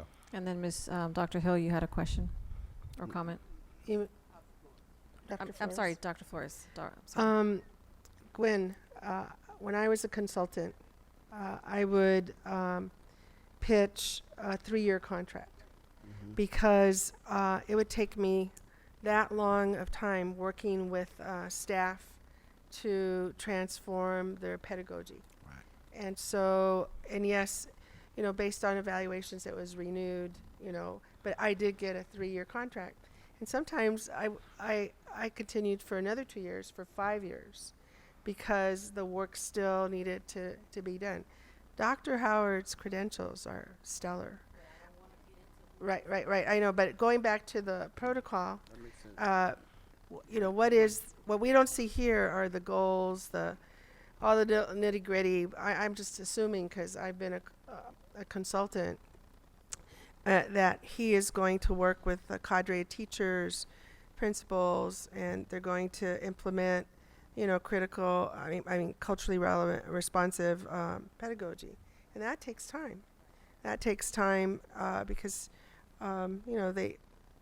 mindset, ideology, types of curriculum, all those things in terms, and also strategy. So it does take time. And so I mean, 3 years is a good time frame, because we may want him for longer.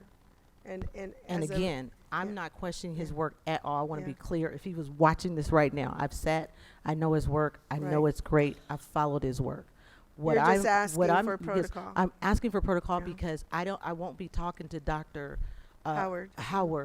more than I will be talking to the community that won contracts. Mm. And if I say, I don't even want to get into the contract of who's better than who, because you shouldn't even be doing business with us if you're not up to par.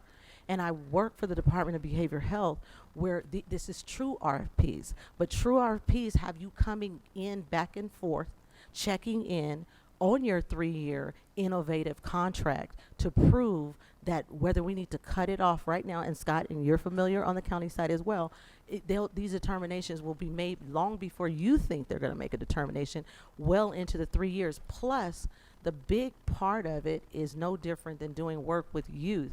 You don't want to cut off in the midst of something that's good just because something occurred. Now we're 2.5 years into it, or a year and a half, and you're still going to have to break. So this is my problem, and also knowing if it's going to be based on this size contract, this size work, this credential, then put it out there, because right. I know I'm going to get that call. I've already gotten one not too long ago. All right, Dr. Mitchell, you're going to go ahead and note that to make sure that we make that change.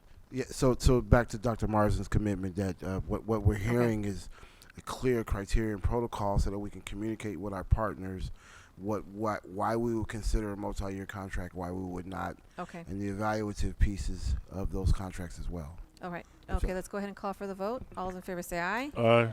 All those opposed say nay. Motion carried. Let's go to a 12.1 Personnel Report number 8, dated November 5th, 2019. As presented.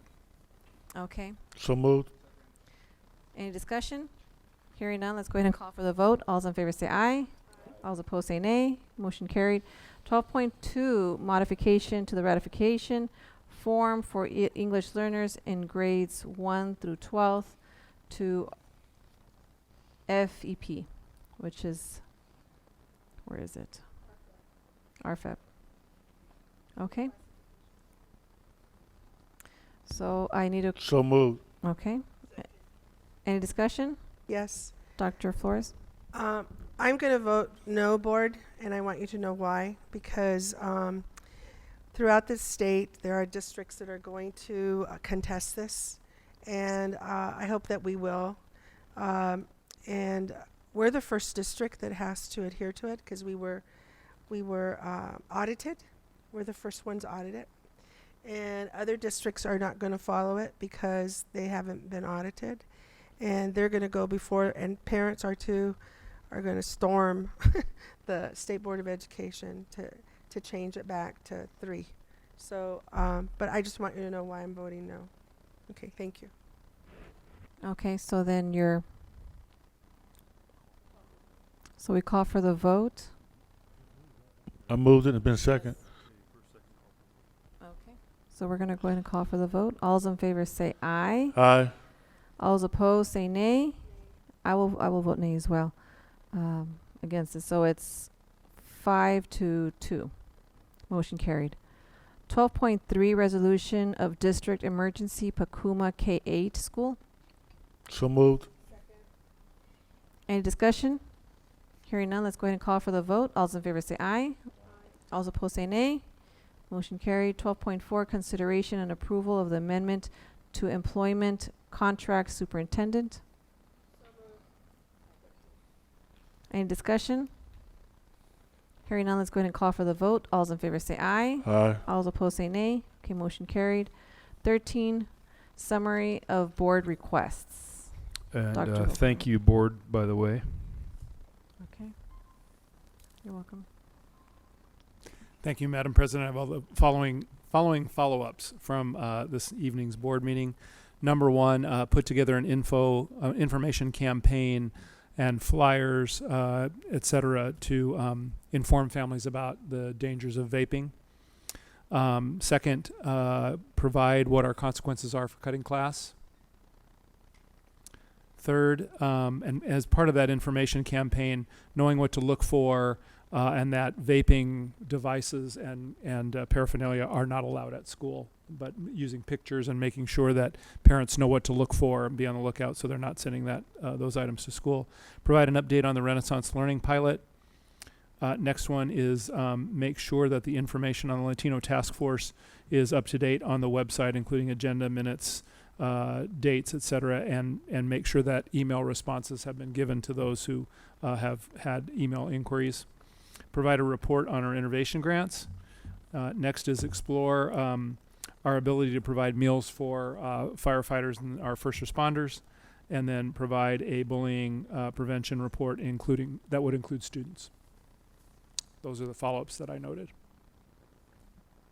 Okay, thank you. And then we're going to go ahead and 14.1, approve to adjourn.